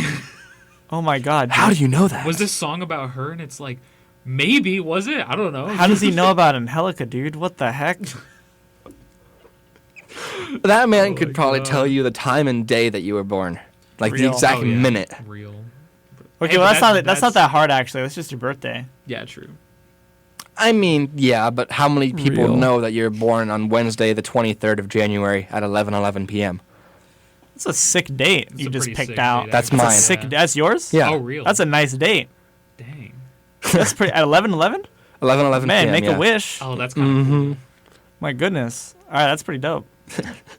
So, closing remarks, what's next for Alphabet Soup? I know you're pretty hush-hush about your next project, but what do you have going on after this? Expect to see us in suits a lot more. Yeah. Even during the summer? Especially during in the this summer. climate? Yeah, the timing for the suits wasn't the most ideal, but we just have like too many ideas that we want to flesh out, and so we figured like if we were going to do this concept, then we were going to have to do it soon. They're nice looking suits. Mm-hmm. Honestly, here's what I'll say, and this will be the last thing I say, I promise. Just expect us to get bigger, and to like for our ideas to get bigger. Not just our. No, I'm not talking about fan base. I'm talking about everything. Like just the grand scheme. The ideas, the songs, the concepts, the music, the rollout, everything will just consistent exponential growth from here. Mm-hmm. And I truly believe that. Yeah. Okay. I agree. Well, thank you, Alphabet Soup. Thank you. This is DJ Crucible here at KKSM AM 1320. Tune in next Thursday during your regular cruise control programming hours, 11 to 3 p.m. Well, I'll do what I usually do, talk about the music. In the meantime, stream Alphabet Soup. Follow them on Instagram at _alphabet.soup. We also have a website, that'salie.org. I didn't know that, actually. Yeah, That's a lie.org. That's a lie.org. Let's see how well you designed that website. it's based off the Death Curse website. Don't give me too much credit. So derivative. No, I'm kidding. How did you get a .org? Squarespace. Shout out Squarespace. Sponsor us. Yep. Hey, nice looking. Sponsor us so that we don't have to pay for the website. I will yeah. gladly sell out for you guys. Hey, nice looking website there. No, click me. Yeah, Is that a music video? Yeah, It's exactly. the visualizers. Ah. He's doing it live. He's doing it live on air. I had to see. I was curious. That's a lie.org. .alphabet_soup on Instagram. Correct? _alphabet.soup. _alphabet.soup. Sorry, fake fan. We don't have a Twitter. No Twitter yet, but stay tuned for the OnlyFans. Oh god. Ooh, that's next. That's the next concept. next. That's next. Next concept. That's gonna be the new Only Patreon. only in suits, though. Yeah, truly. Yeah. I'm down. But thank you. Now enjoy some of the regular cruise control music for the next hour or two.